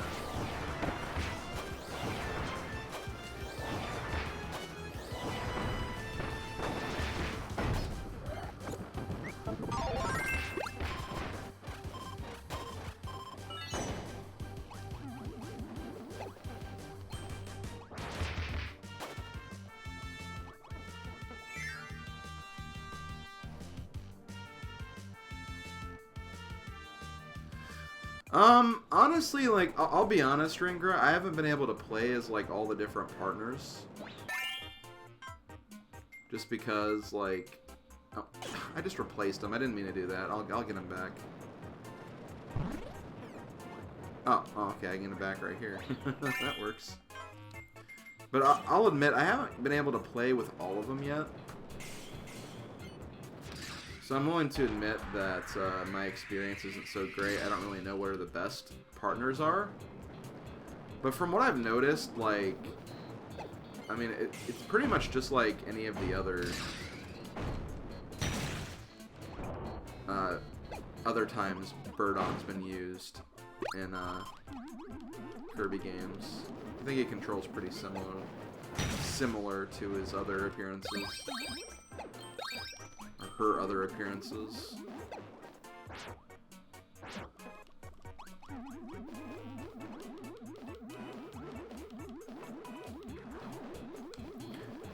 Disney fan, that's not really a question, that's a song lyric. Also, I don't really want to build a snowman just because that means I have to go out in the snow to build one, and going out in the snow sucks as an adult. I hate dealing with snow. I used to love snow, I hate it now. It's annoying to dig your car out after a snowstorm. It's cold. It's wet. It's, just would rather not deal with snow if I didn't have to. I hate being old man slim when I say that, but that's just the way it is.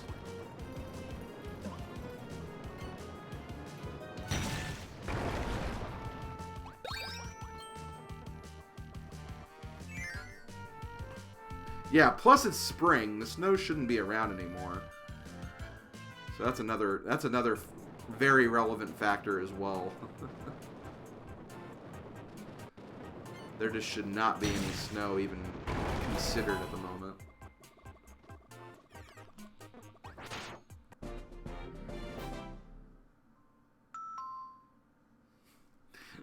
Yeah, that's exactly it, Magnus. That's exactly it. And that always just reminds me is as a kid, yeah, like whenever I'd go out in the snow, I'd be like, Mom, I'm gonna go out in the snow. And they're like, okay, well, let's get all your snow clothes on. And yeah, I'd usually be like in a lot of really like heavy duty coats. I'd have gloves, I'd have mittens, or gloves and mittens. I'd have a hat on. So I was usually really protected from the snow. So that's probably why I liked it, because it can actually be pretty fun if you're prepared for it. If you're not, then yeah, it's freaking cold and you're miserable because of how cold it is. Just want to make sure there's nothing up here. Okay. Whee!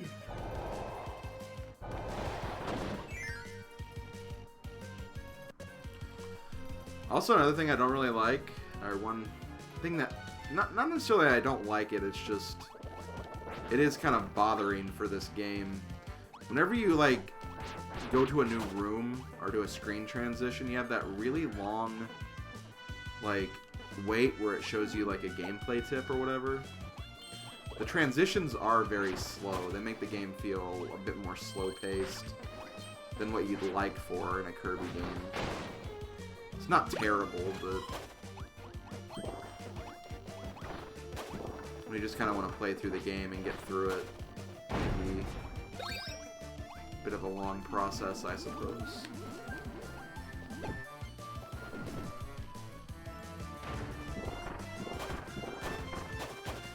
before I leave, I don't think I've collected the puzzle piece yet. Let's do that now. Let's get all the other cool stuff that's here as well.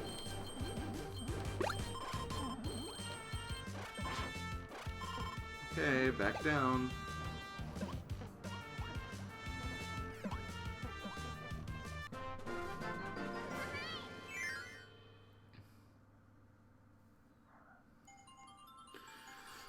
Well, wasn't the Kirby GCN game, wasn't that just what Return to Dreamland would eventually become? That's what I always was under the impression of. So, I mean, we got it at some point. It just wasn't on the system that it was advertised for. Also, sorry if you hear a dog in the background. If it gets annoying, I could always close my window again, even though I don't want to.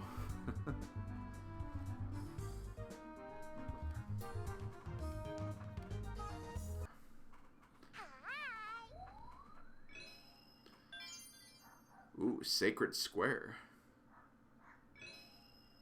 Ooh, Duplex Dream. There's more adventures to be found.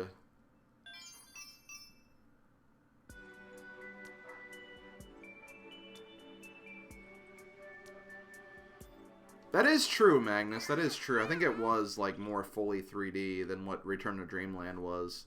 Also, I did not mean to go back in this level. We'll just leave. We'll just leave and not do that again. Yeah, okay. See, like, that's what I thought. It eventually became that anyway.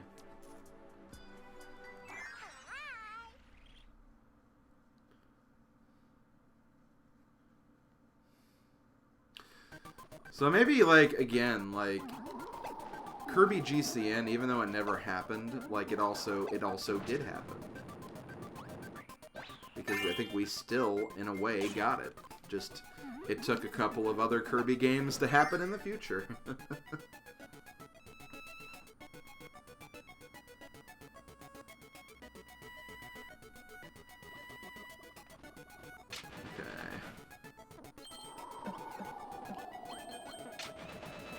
We need to hit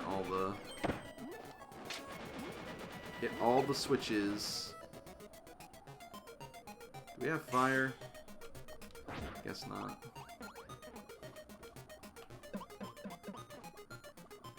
Is there any fire down here?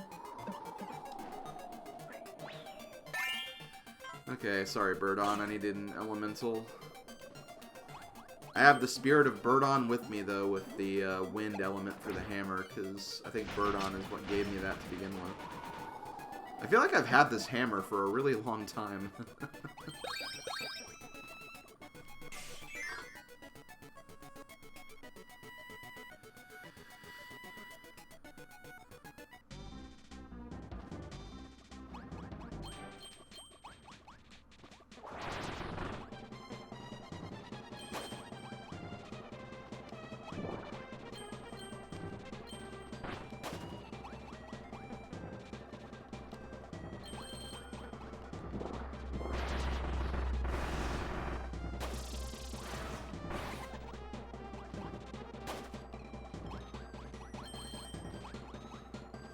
Also, we have Marks with us still. Marks is kind of a bird, right? Marks is not a bird at all. Why would you think that?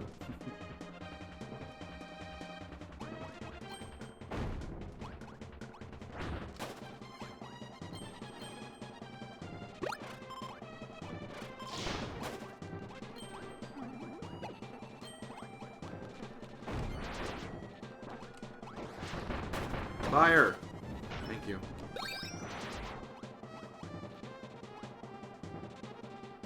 Thank you.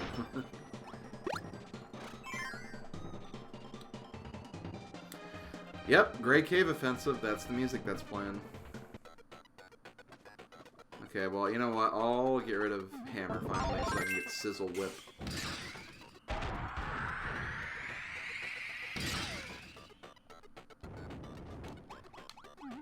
Whee!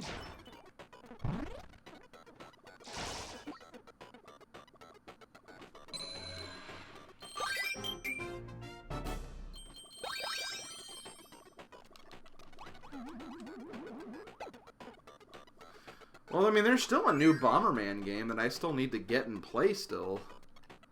I still have to play Bomberman R or whatever it's called. Bomberman Switch.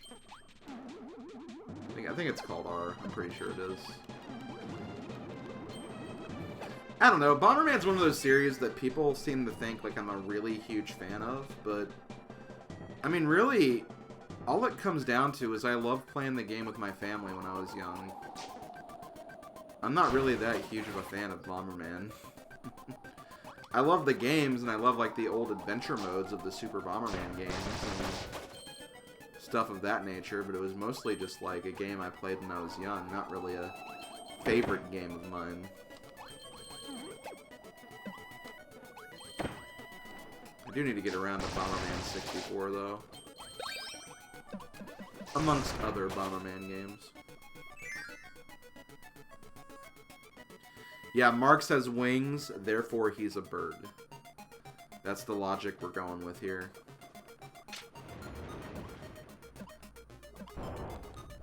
Is that how it works, Ringra? If it, like... Wait, let's see. Let's go ahead and get the party hat.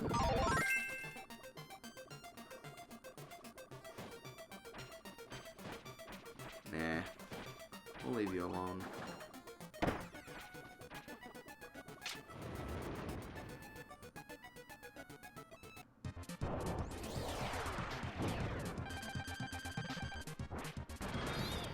Party time! Nah, you guys are dead. Kawasaki, you join. I'll become Painter, because why not? Yeah, we haven't used Painter yet, so it should be fun.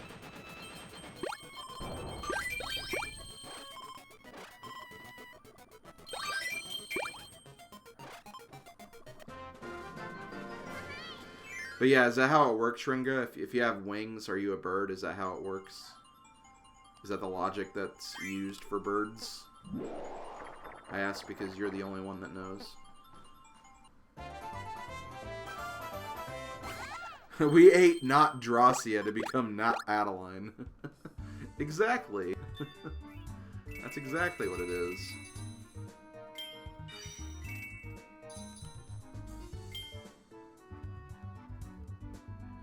Nah, we'll just go with wings. If you have wings, you're a bird. That's the only thing you need. Okay, so we have the Sacred Square. The Sacred Square. The Sacred Square.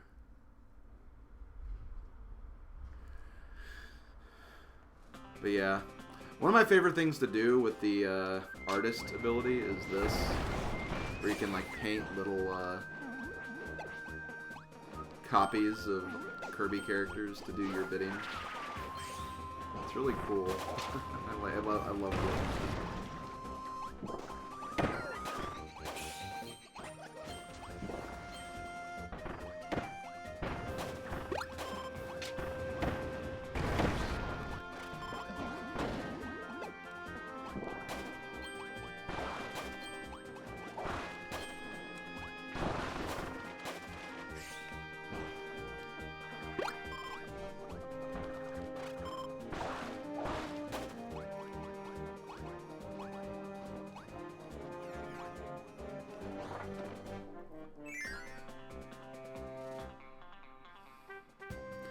Charizard is secretly Bergramon. Yeah, we'll go with that. We'll go with that. Oh boy, what do we have here? Oh, I think we have the Friend Star. Friend Star. Friend Star is really cool. You have this like cool little charge move. You can shoot projectiles.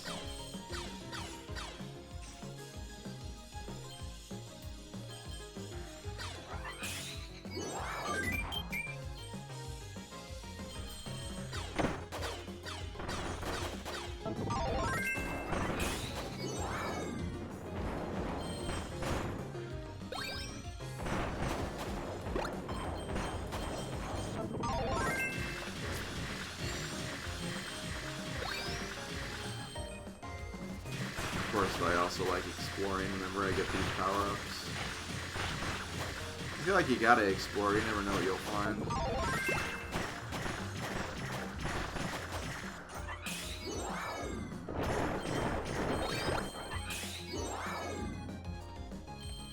Grab that. There you go.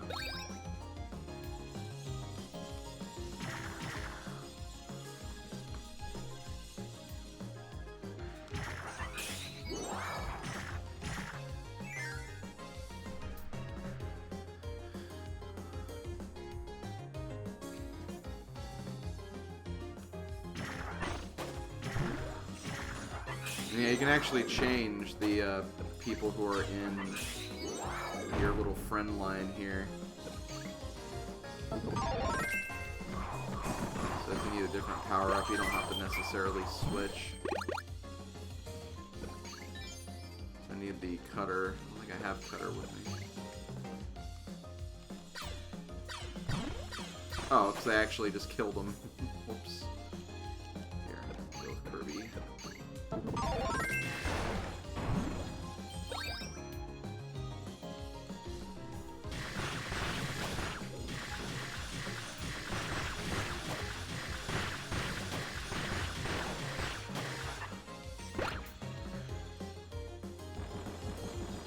So that's where we're supposed to go.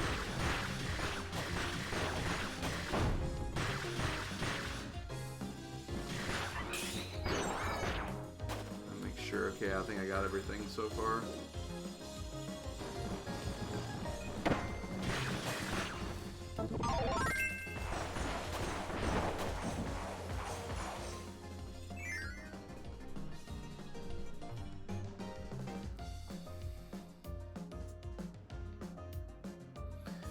I really want to get Bomberman 64 the second attack. I really do, but that's one of the most rare games to find.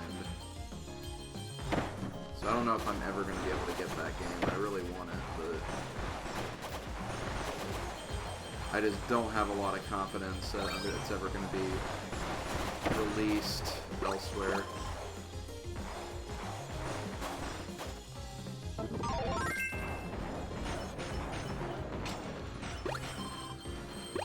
Okay, there's the hidden piece.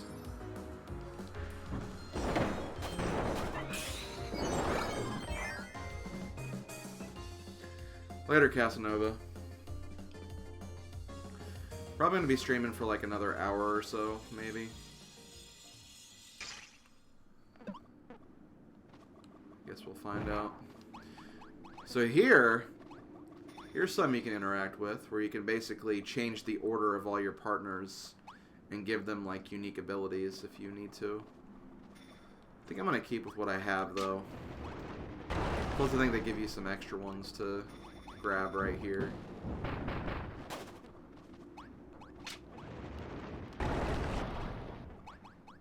You know what? Actually no. Let's do that. I want to be. Let's be Plug. Or Plasma, to be specific.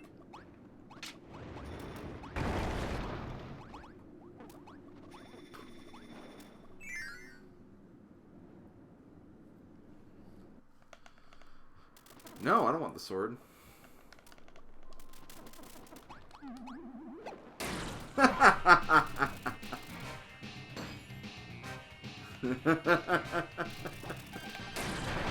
Oh man, I didn't know that. I didn't know that. I think I actually grabbed the sword the first time I played this. I didn't even think about rejecting it like that.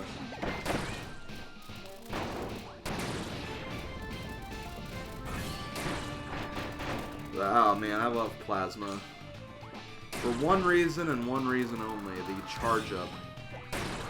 Just being able to use like a multi-charge up is just really, really cool. Especially in this fight where there's multiple Meta Knights to deal with.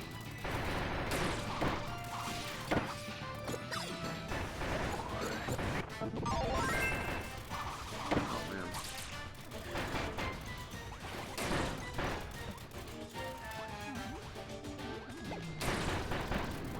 I feel like I'm not doing a lot of damage to these guys.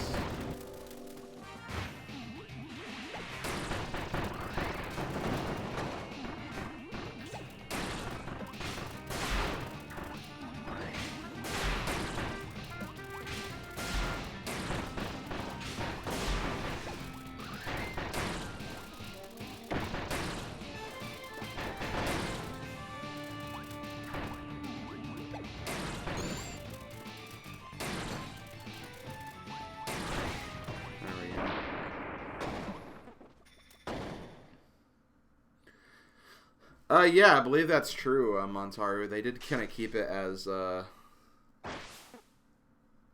Spark for a while.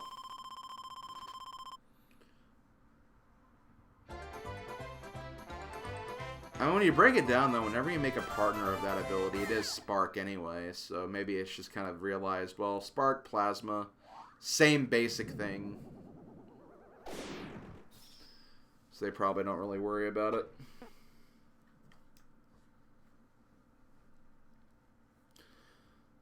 Also, stay hydrated, bot.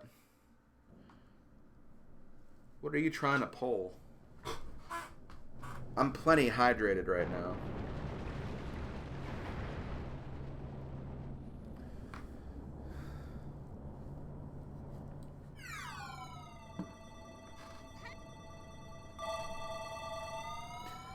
And so, that ends Chapter 2 of this game, and then we can move on to Chapter 3.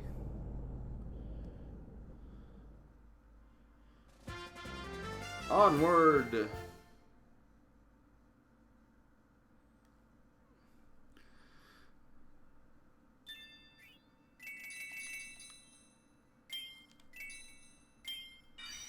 It's the dastardly bomber ship. A little bit. I see what you're saying with that.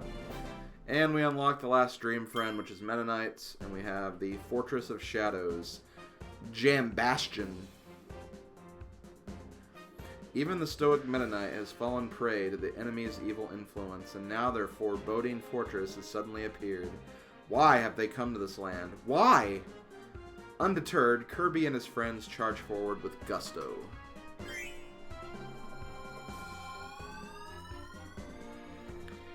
You love a good gusto. So we'll see what happens. I would like to finish this world, but if I don't, I'll probably stop like a few levels before, and then we'll finish the rest of the game next time. But let's see how far we get, just for fun. Gatehouse Road. Welcome to Jambastion.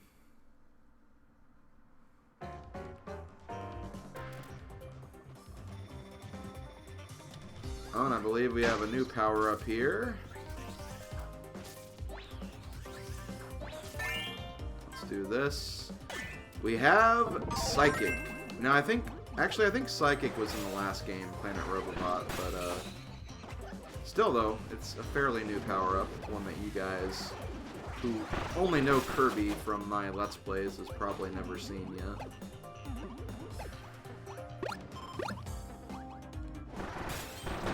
The thing I really like about it is how Kirby wears his hat backwards like Ness does.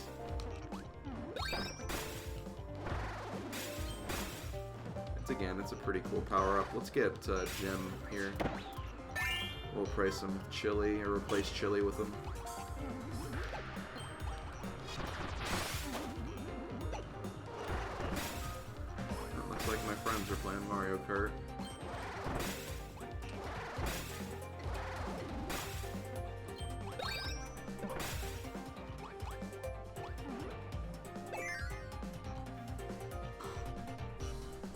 I'm pretty sure it was Robobot.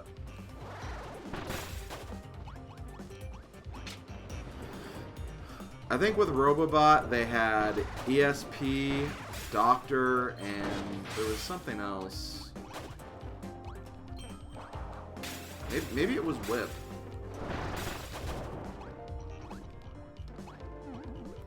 No, Whip was in Returns. That's right. Whip's been around for a while.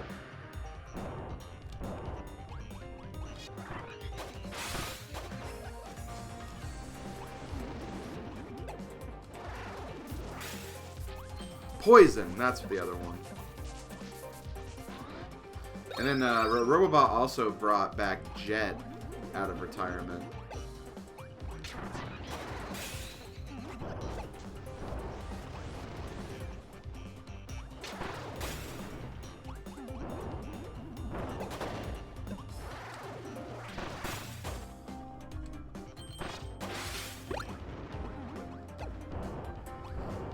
The ones that were in Triple Deluxe were Archer, Beetle,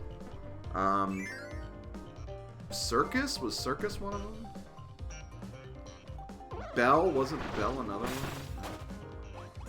I can't remember all the specifics. Archer was like a really cool new addition. Yeah, Circus and Bell, that's right.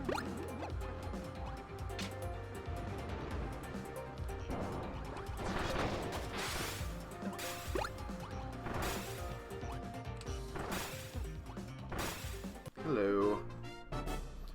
I had a feeling you were hiding in there.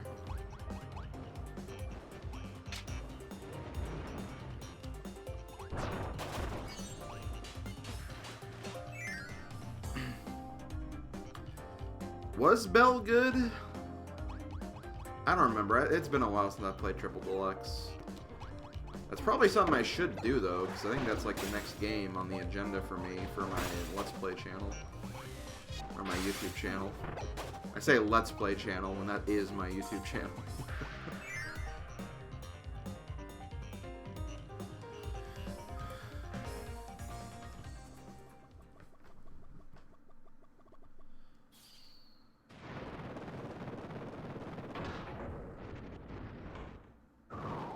Hey, it's Pawn and Con from Dreamland 3.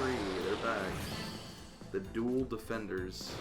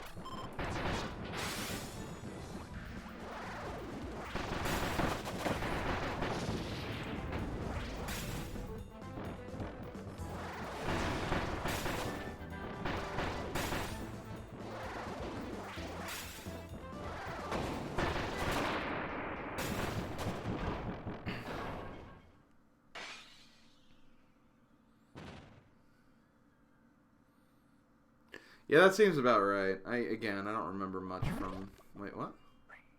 Oh. Yay, they're gonna help us out. I don't remember this part. I don't remember them helping us out here, but... we'll go with it, I suppose.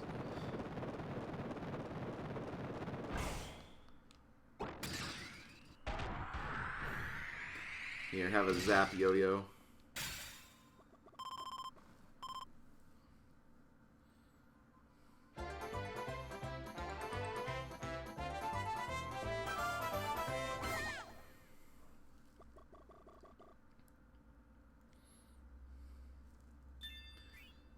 I didn't get a lot of puzzle pieces in that one.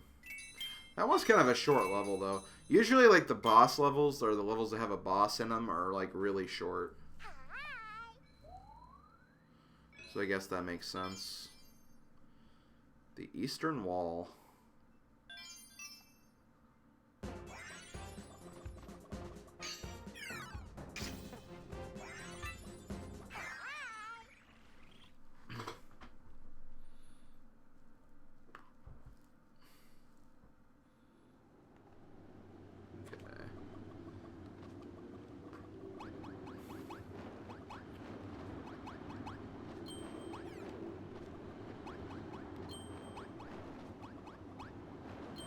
Before I continue.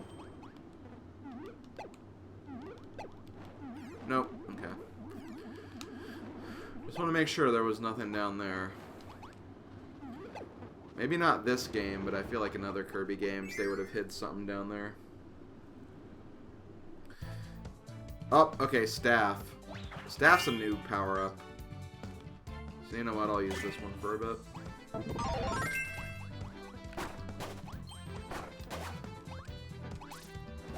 My one complaint about staff, though, is I feel like, in a way, it's very similar to spear and similar to whip. Like, again, there's not, like, a whole lot different with those types of power-ups. Like, I get whip will give you, like, some range, and will, like, grab things, and I know that spear, you can actually throw the spears. But I don't know, like, again, it's just... This is basically them without the grappling, and then also without the throwing projectile attack. It's not bad though. Here, let me do this. Look at the zap staff.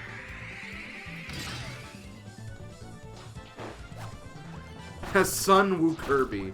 Yeah, exactly. That's exactly what Kirby is right now. There are some really cool abilities with this, though. Like I like this. I like this kind of like sweep attack. There's also, yeah, like a pole vaulting attack, which is also kind of cool. So even if it is like very similar to whip and spear, it's not like it has some uniqueness to it still, even with all that. So that's good at least.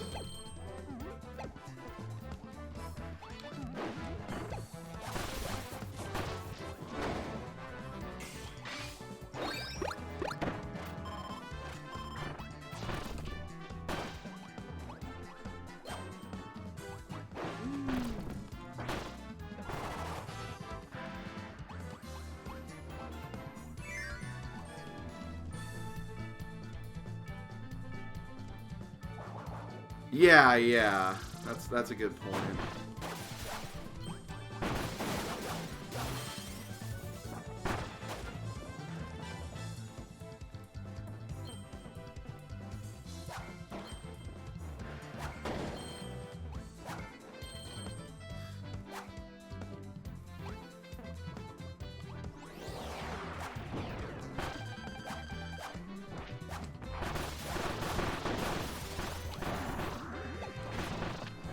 Looks like Scooter is playing Emblem Warriors.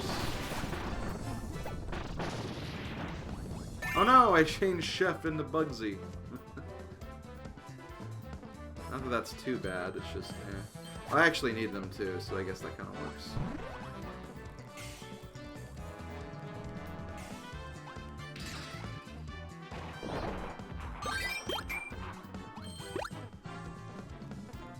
But see, like, notice how smart the AI is right here. If this was Kirby's Superstar AI, they'd get hit by the spikes so easily. But they actually try to avoid the spikes. Even going as far to, like, just not go down to where the spikes are until, like, they're completely gone. So they made the AI, like, so much better in this game compared to Superstar and Superstar Ultra. Which is really quite impressive when you think about it. Okay, go ahead and pick me up.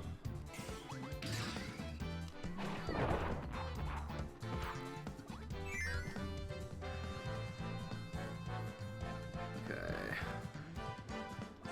So I need to, first of all, grab you. I think there's like a... Oh. I mean, I guess that works. They wanted me to do something else there, though.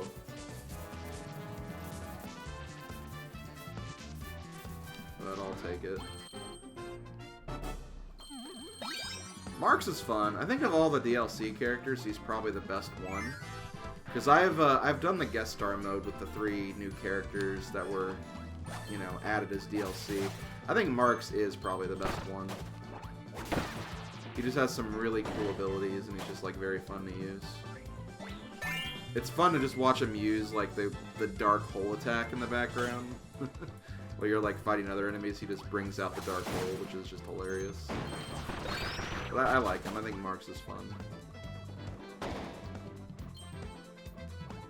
Hold on before I do anything. Is there anything down here? Nope. Nothing there.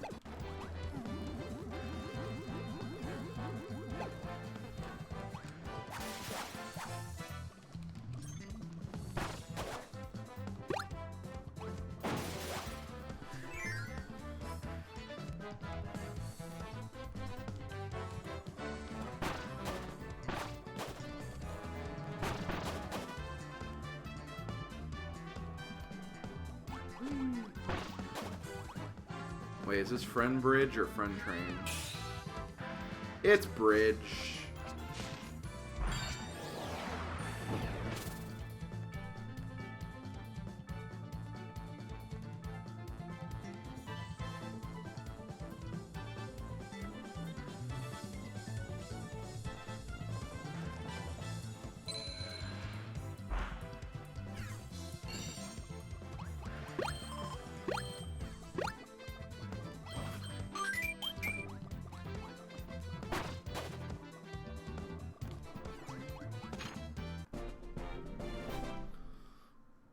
Extra stage open. You push the big switch that opens the extra stage on the world map. Yeah, we did.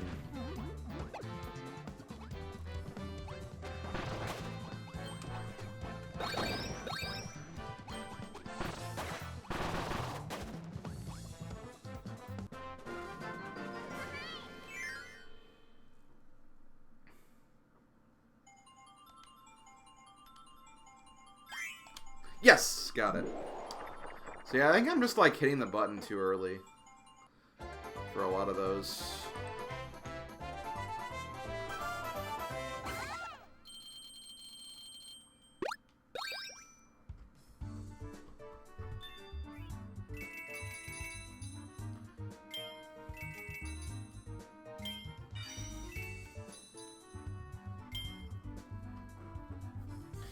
Yeah, the GBA era was excellent. I mean, let's not forget Superstar Saga and Fire Emblem 7 both coming out like right next to each other. Two just amazing games on the GBA, and it had so many amazing RPGs that people just love to death. The GBA was just fantastic.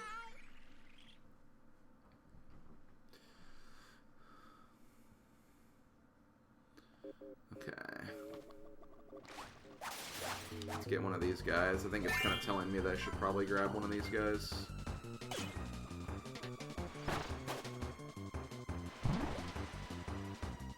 Wait, what? Oh, okay, it wanted me to get both of them. Well, I hate doing this, but I guess I'll be ice for a bit.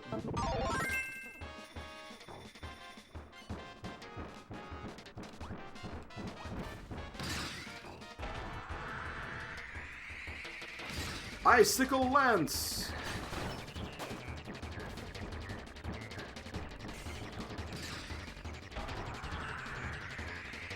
Blizzard marks! Okay, that works. I'm not going to complain about that. Hey, I mean, it wouldn't be a Kirby game without familiar music. You know, one of the things I really loved about Planet Robobot is how, like, all the, like, remixes in Robobot were, like, really, like, technical, like, techno remixes. Just because, you know, the game had, like, kind of a mechanical robot theme to it.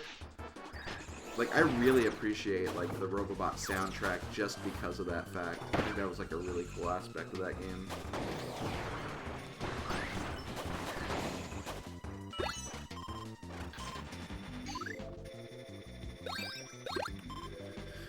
Yeah, the DS era was good, but I think the GBA era was still a little better. Just in my own honest opinion. I mean, there were people out there who, like, were even saying that they enjoyed, like, Game Boy Advance games more than PS2 games. And let's be real, as much as I am a huge Nintendo fan, I feel like the PS2 is definitely the best system of that generation. I hate saying that, but again, just compared to, like, GameCube and Xbox, didn't really have a lot going for it. I mean, like, GameCube did, but, like, I don't know. I think PS2 hit a lot of right notes with people.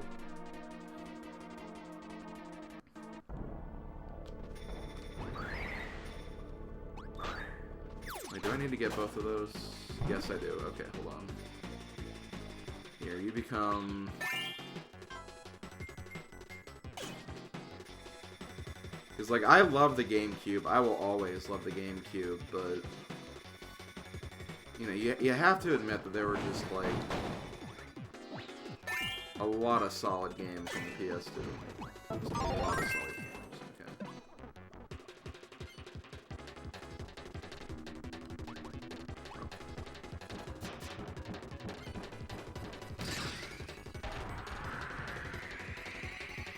Rising Sizzler!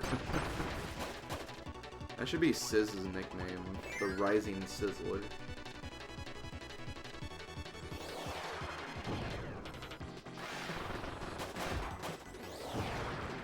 That's the thing, I don't know, I don't think Xbox did. Like, whenever I think Xbox, the thing that came to mind was Halo.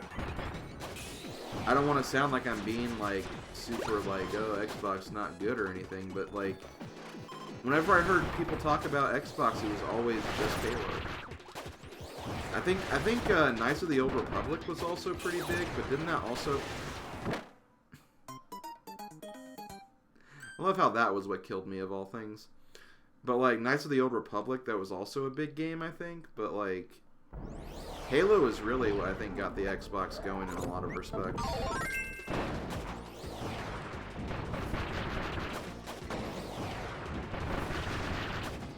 Also, that was my first death, by the way.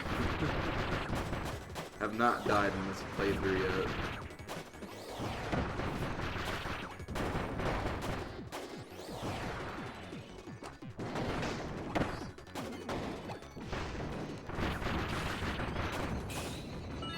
Here comes Black Hole. Mark's just randomly doing the Black Hole again.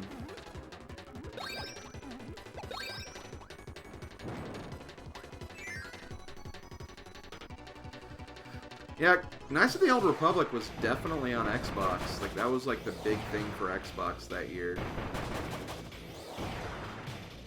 But it was probably on PC too, that's the thing. There weren't like a lot of Xbox stuff on the PC because of Microsoft and all.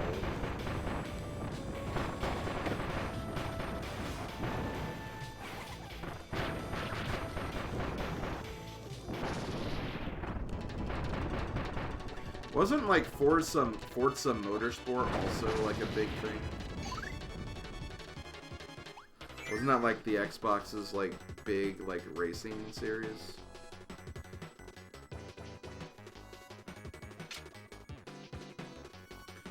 I mean, regardless of how we feel about Xbox, it had to have something good going for it if a lot of people got it and it was considered as part of the console war. I doubt it was just Halo, it's just I'm not aware of what was the big things on there.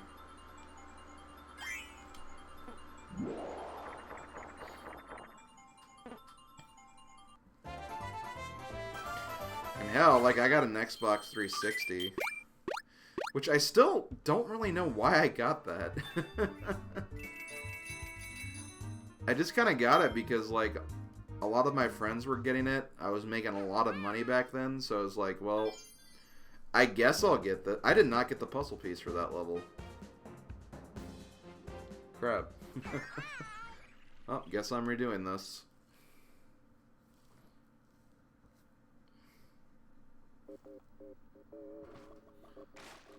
I probably don't need to get, like, any of these power-ups, though. Yeah, maybe I do.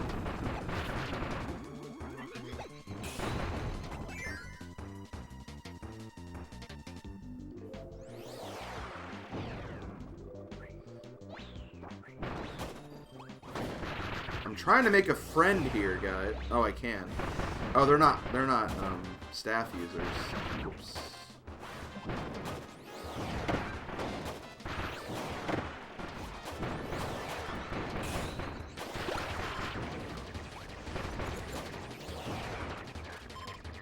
There's a staff user.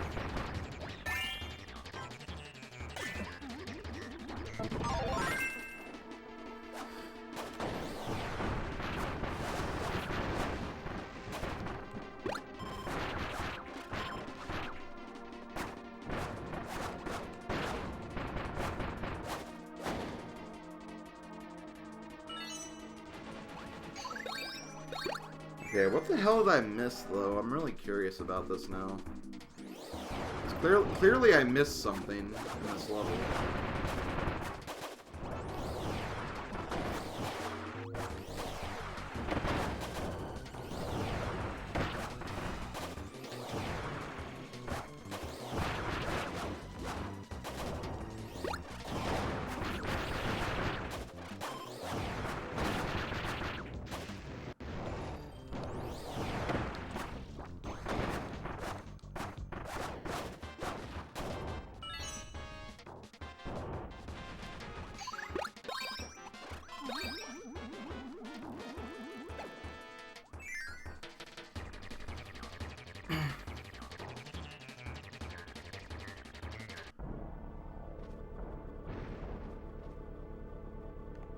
Here, let's do this.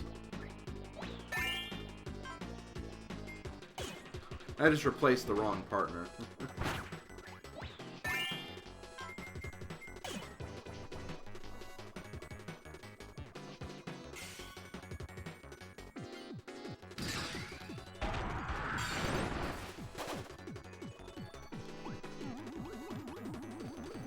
Okay, nothing up there.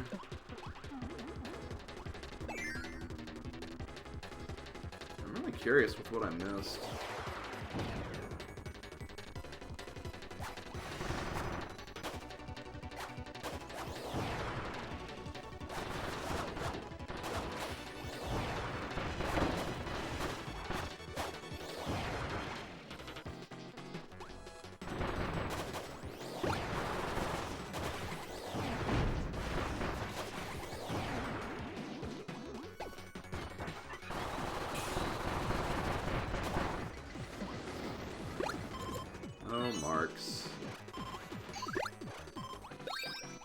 Wait a minute, here it is. How did I not see that?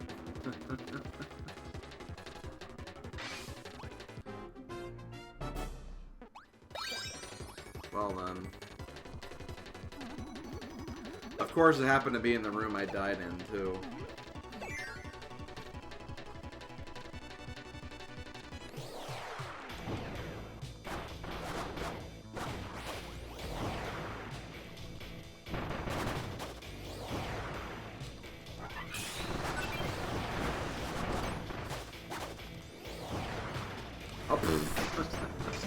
Oh, I just pole vaulted into that giant electric thing.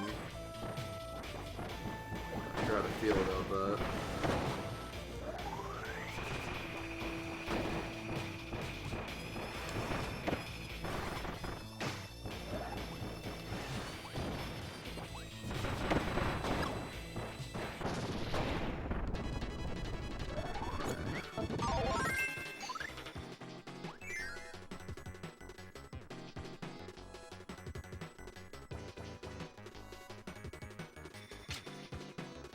Hello. Look at all these goodies. Here, let me share with the friendos. Okay, so I pretty much did 2 runs of that level. Except I forgot the big puzzle piece at the end the first time, but that's fine.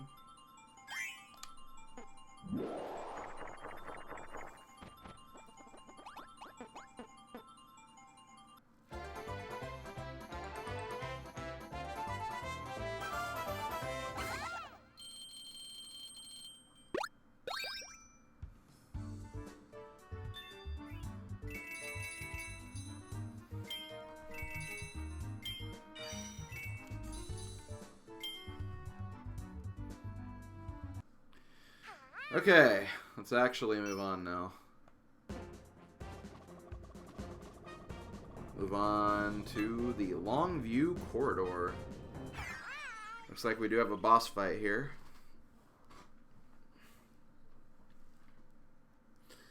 I have a feeling I'm probably not going to get through all of these World 3 levels, though. That's okay, it means we have more to do next time.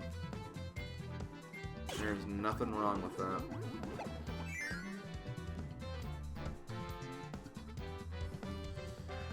Okay, what ability have we not really seen yet? But, well, that I haven't used. Obviously, we've used enough of that.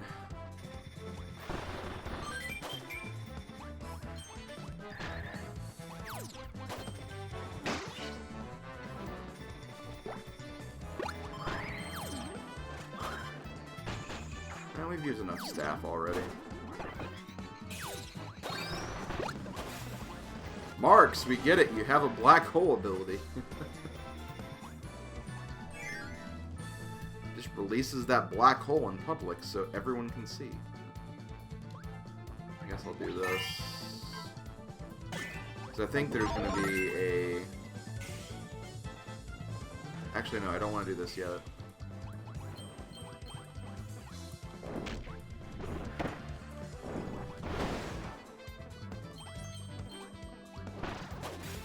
Did want to be stone, though.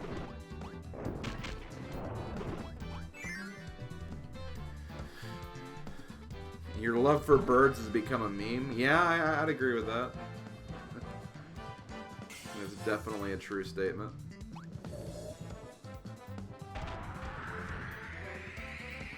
Wow, look at that statue.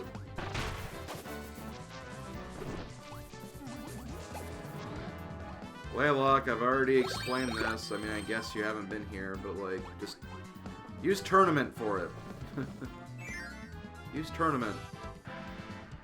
I didn't have time to update the schedule today because I've been busy all day.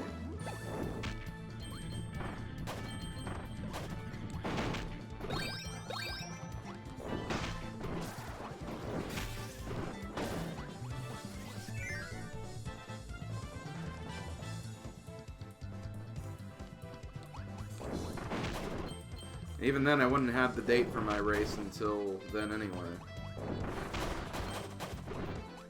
What's this? Right.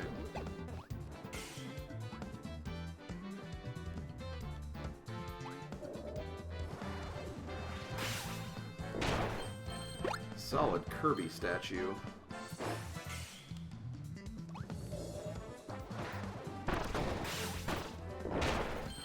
I don't know if it's going to be restreamed yet or not, though. That's the one thing. You would think I'd get another restream, because it's going to be an important match. Pretty much the loser of that match is no longer in the tournament, so we're both kind of playing for our tournament lives.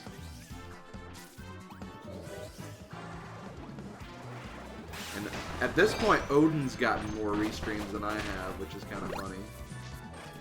But hey, I mean, that's fine. That's good for him. I thought it was cool that he was on the main Speed Gaming channel yesterday. I think that was really cool.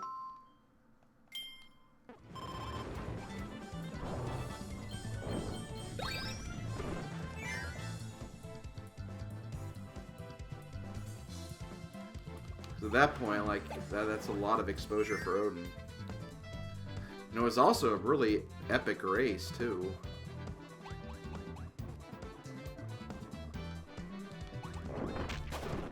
You know what? I don't really want to be stoned for this.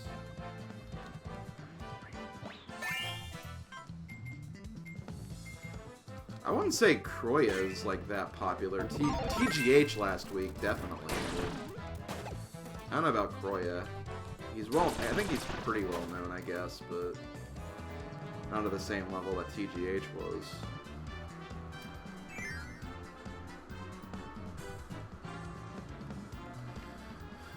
I mean, that's basically what it comes down to, Magnus, is, keep in mind, there's like over 500 people in the tournament, which means 200 matches per week. Also, hold on.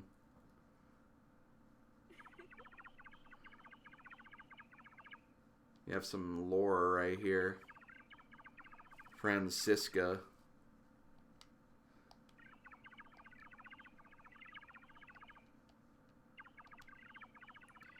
So they want to assemble the dark Jamba heart pieces that were scattered across the universe. Once we do, our most twisted of visions will finally be untwisted, unthawed, unfurled. But I do not wish to waste my time with pointless chatter, so I won't. Just know that should you attempt to oppose us, I'll have no choice but to put you on ice forever.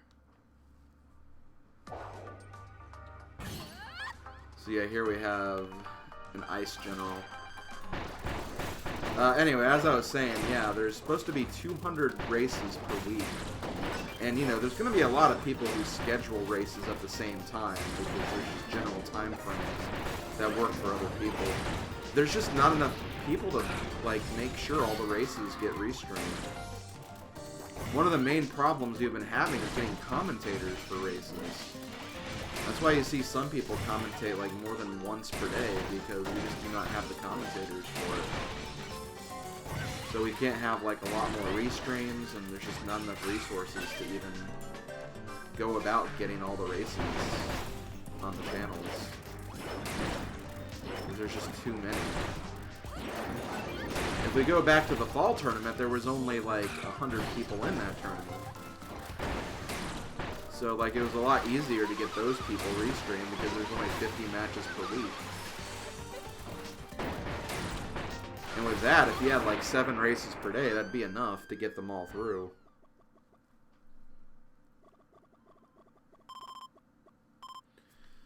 That's not how it works, Blaylock. It doesn't matter if it's prime time or not. It's just making sure they have, again, the restreamers, they have the channels open, which, yeah, there would be channels open in the prime time, and there'd be people to, like, commentate and stuff, but we also have to share airtime with, like, all the other tournaments that are going on, too. And also, there's also the matter where we want to make sure everyone gets restreamed, so there's some people who haven't been restreamed yet going into week 4, so they will get a priority. Again, there's just way more factors at play.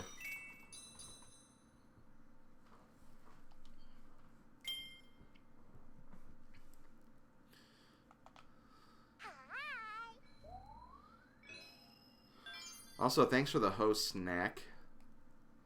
Snack Attack. Did the Twitch alert play for that? I didn't really notice if it did.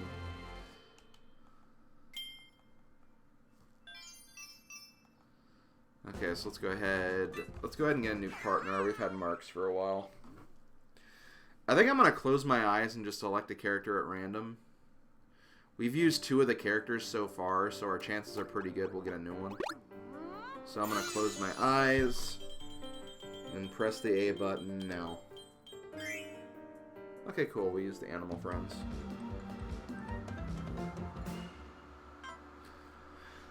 Okay. Sorry, Marks. I could have used Marks alongside everyone else, but eh.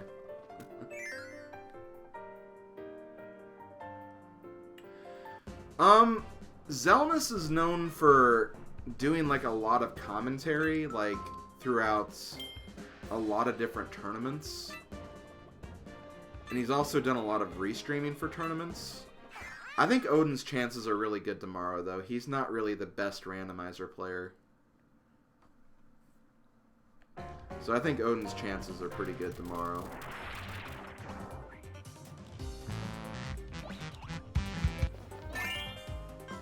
I don't know if I'd go as far to call, like, Zelnus popular, though. I think he's just... Well, he said well-known, I guess. I guess that's fair. I've commentated with Zelnus before.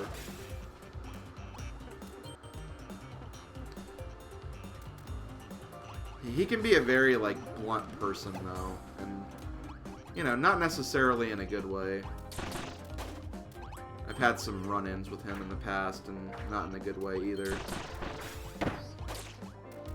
But hey, he does a lot of good restreaming and a lot of good work for the community, so I can't say too much bad about him.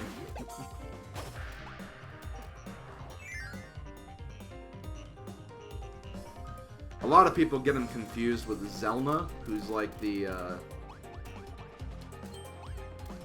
world record holder for both Link to the Past, no major glitches, and 100%. Because there's a Zelna and there's a Zelnus, which no relation or anything. It's just kind of funny how that works out. Okay, so do I have... Is there an artist up here? We might get artist from, like... Okay, let me go back now. We might get artist from this room, actually.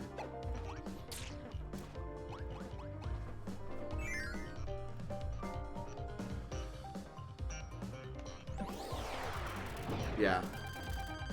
Vividria. It's like Vivi from Final Fantasy IX. It's not. You know what? I'll be artist. I haven't been artist for a while. It is a new ability. Kind of.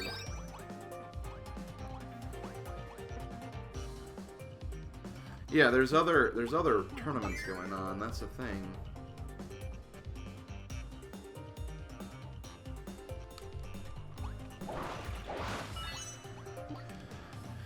The thing is, Feasel does love the Link to the Past randomizer stuff because it gives like more stuff to be on during the day. So he does try to schedule as much as he can from the tournament, but even then, we don't want to like... We want to make sure other communities get their airtime.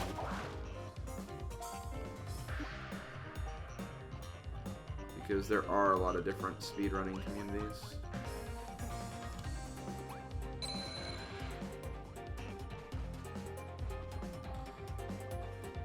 I need to you know what? Maybe instead of Triple Deluxe, maybe I should go back and play Canvas Curse and try to get a Let's Play of that moving before I do Triple Deluxe. Because I've been meaning to go back to Canvas Curse and also try Rainbow Curse out as well. So maybe that's something I can do in the future as opposed to, you know, other things. Also, hold on, let me... Did I get what was down here? I just want to make sure. I'm not feeling very confident in my completionist attitude right now. Okay, this was just a switch, so I did do this. Okay, we're good.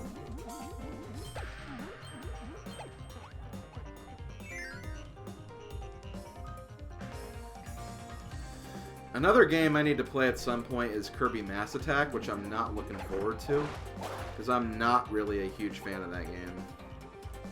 I just didn't like the gimmick of it. It made it really annoying to play through. I don't think I even finished the game. I think it was just, again, too annoying to play through, but I do want to give it another chance because it is a Kirby game. Let's see if my opinions changed at all.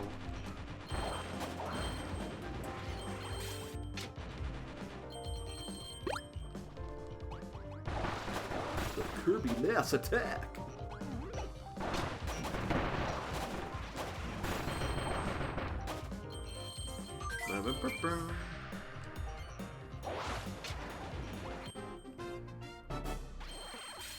Yeah, Mass Attack. It's for the DS. It was basically a game where there was like a whole bunch of like other Kirbys that went along with you. And like you'd use like the touch screen to kind of like bounce them around and stuff.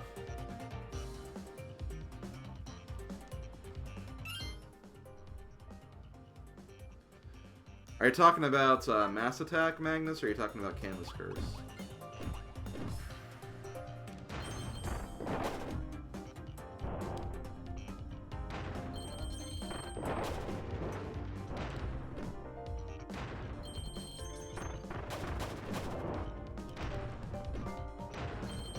I was afraid of that. I had a feeling that was going to happen. I also killed some of my partners, too. Oh no! I killed the animal friends!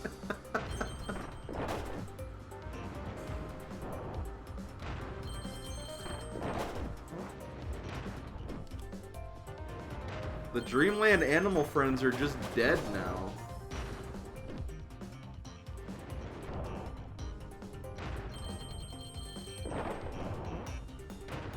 Well, I guess we didn't have them for very long, I guess. Oh, jeez. And I can't go back to the Dream Palace to get a new partner, I think, so... Rip. Complete rip.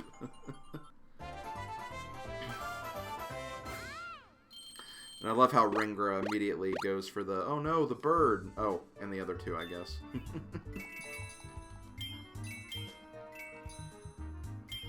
Ringra, you're just so predictable. Not in a bad way, though. Okay, let me see something. Maybe I can go back since...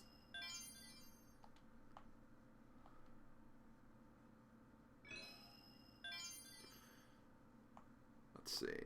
Extra stage has been unlocked.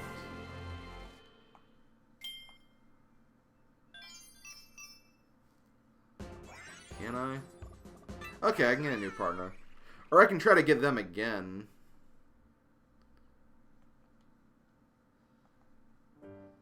Yeah, because they were only with us for one level, so you know what? Let's get them back again.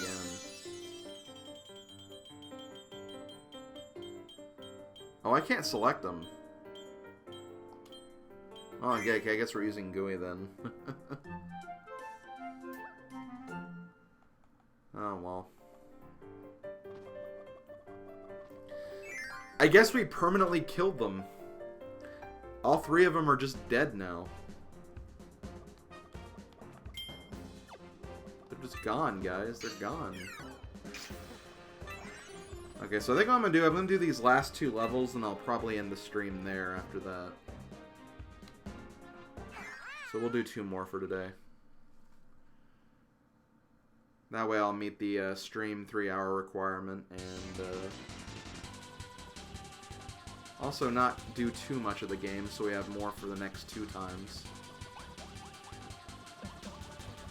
After that, we can look back into going back to what's it called again? Mario plus Rabbids to finish up what I have left in that game. Oh, I don't know. It's weird, because what we have left in that game is really just, also Friend Train. We have, like, the 4 hardest missions of the game, so I feel like going back for those, it'll be, like, a huge difficulty curve compared to where we last played the game. So that'll be an interesting experience, going back for that. Yep, Neo Star music. That's right.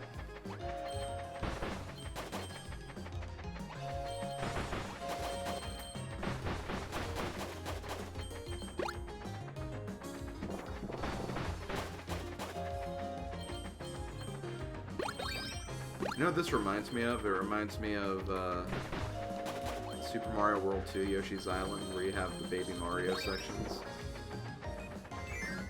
That's really what this reminds me of. Although I think there was also a transformation like this in Kirby's Epic Yarn as well. Not the train in Epic Yarn, but like another thing entirely.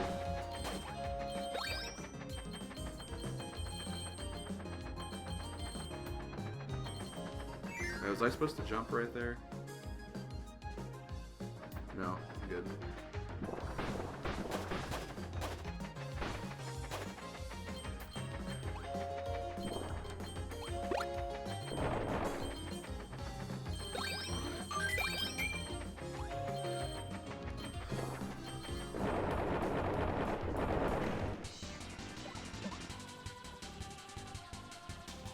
Yeah, I think the car, yeah. I think the car was pretty similar to this, now that you mention it.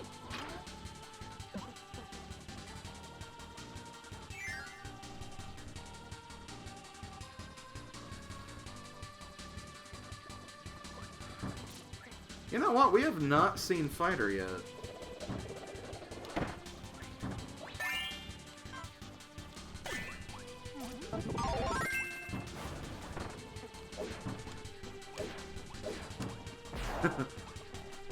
Hadouken!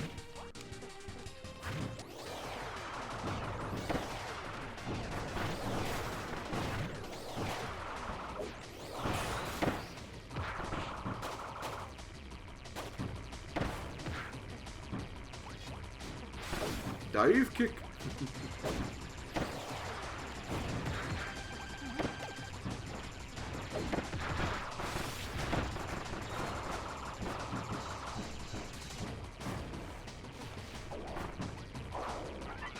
Hadouken!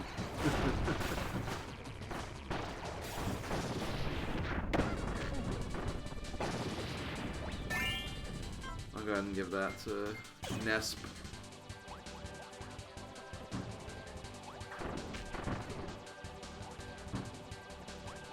Hold on, let me grab this. Hello. Give me all the goodies. Here. Dude?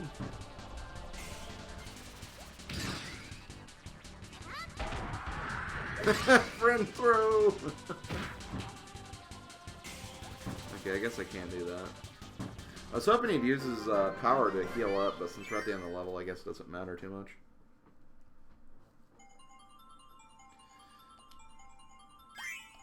There we go.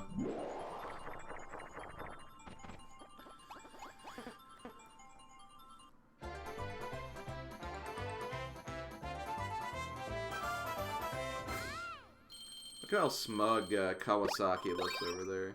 I don't know if I like that.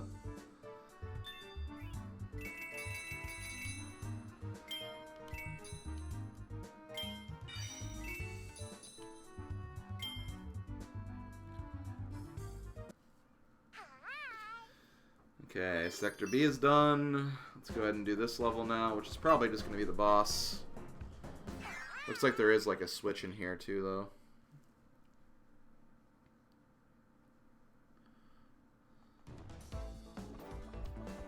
You know what? I haven't used bomb yet in this playthrough either. You know what? I'll be bomb.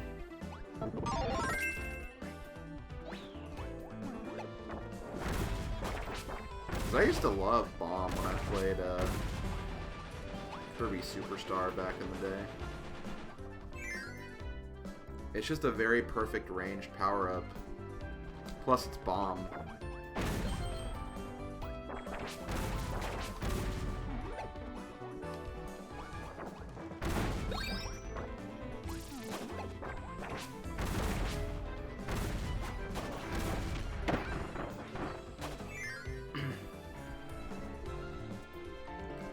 Yeah, I'm kind of with you on that.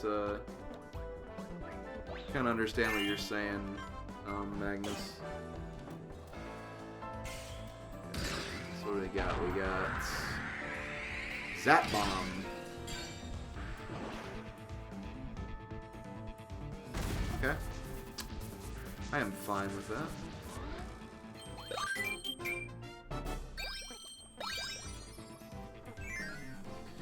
You think Hammer is still overpowered? Actually, in this game, I don't think Hammer is as good as it used to be. I don't know if it's just me, but I think Hammer is harder to use. Because in other Kirby games, yeah, you can just spam the charge attack and like just kill the bad guys very easily. I don't think you can do that as well in this game. So no, I actually do not think it's overpowered.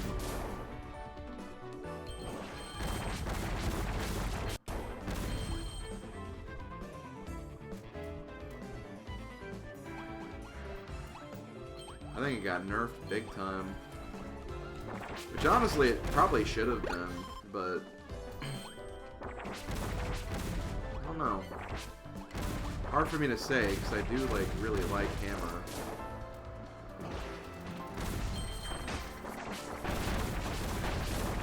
Oh, I'll need to actually take a look what you're talking about. Because again, like I haven't really utilized like the friend partners as much as I could. So there's probably more to like all those extra abilities and everything that I'm not really aware of.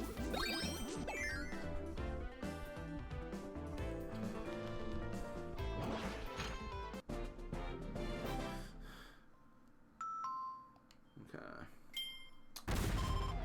Let's see what that extra stage does. I might do that as well. I feel like we're kind of coming at the end of this world already, though.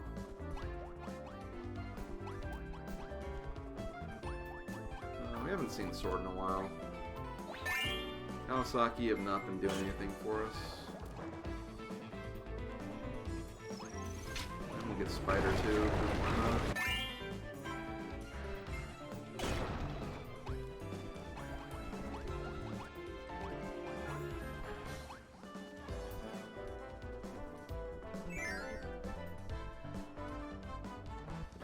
Oh, I'll really have to take a look at that. That's awesome.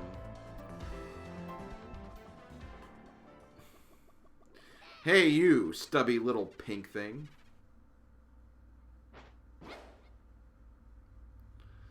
Yes, you. I have a burning question for you. You're the one who is so rude to sweet Francisca, aren't you? Don't you dare try to deny it. Fiend, coward, I swear. If you've harmed a single blue hair on her perfect head, you'll burn for it. Jam blasted! I will never, ever forgive you. Now you must face Flamberge, that's me. For what you've done, I'll scorch you to such a degree that even tasty, toasty marshmallows will seem like ice cubes compared to you. Flamberge. Flamberge!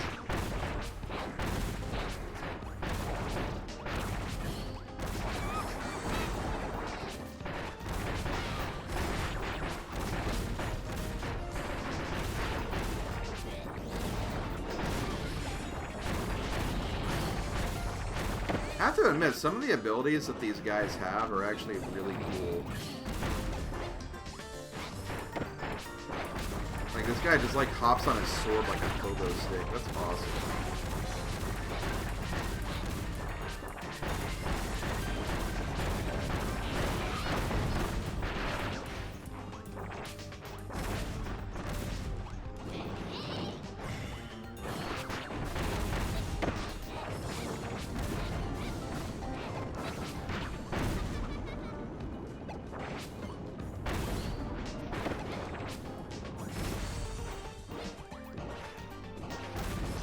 Oh, and he also has this, too, which is like a cannon.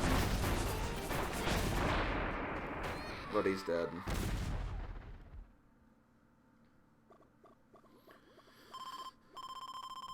Yeah, some of the bosses are really, really cool and really, really creative in this game, so I can agree with that, Montaru.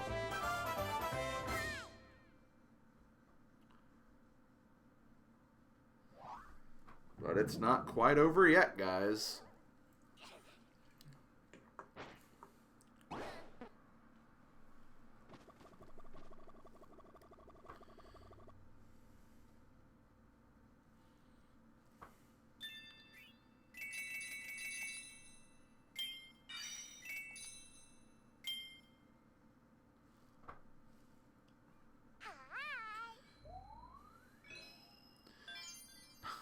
I almost thought that said Heavenly Hell. Not quite, not quite. Okay, so I think I'm going to actually stop for today. This has been fun, though. I really have enjoyed this. This has been a really neat experience. But I'll continue the rest of my journey next Monday. We'll potentially finish up the rest of the story mode next Monday as well. So that should be fun. Let's take a look at our picture gallery. We've gotten a lot of pieces for some of the puzzles. Some puzzles where we've only gotten a few of them, but that's fine.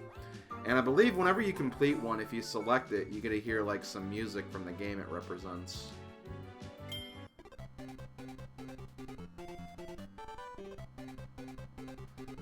So here we have Kirby's Dreamland 1. Since we're probably not going to be able to complete all the pictures in this playthrough, I'll show you guys what I have for my playthrough on my main file.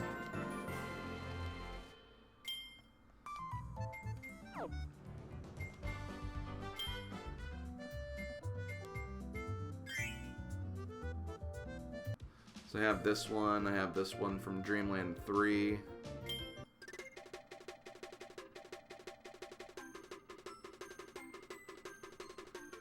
I have this one from Kirby 64.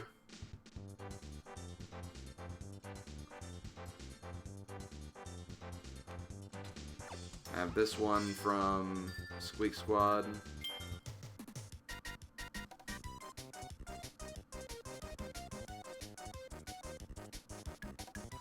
Yeah, okay, I'm going to go back to that Montaru, and then you mentioned that, but I'll go through all the other ones I have. Here's Return to Dreamland. This is a really cool one. I love this picture. This picture is really cool looking. Here we have Triple Deluxe.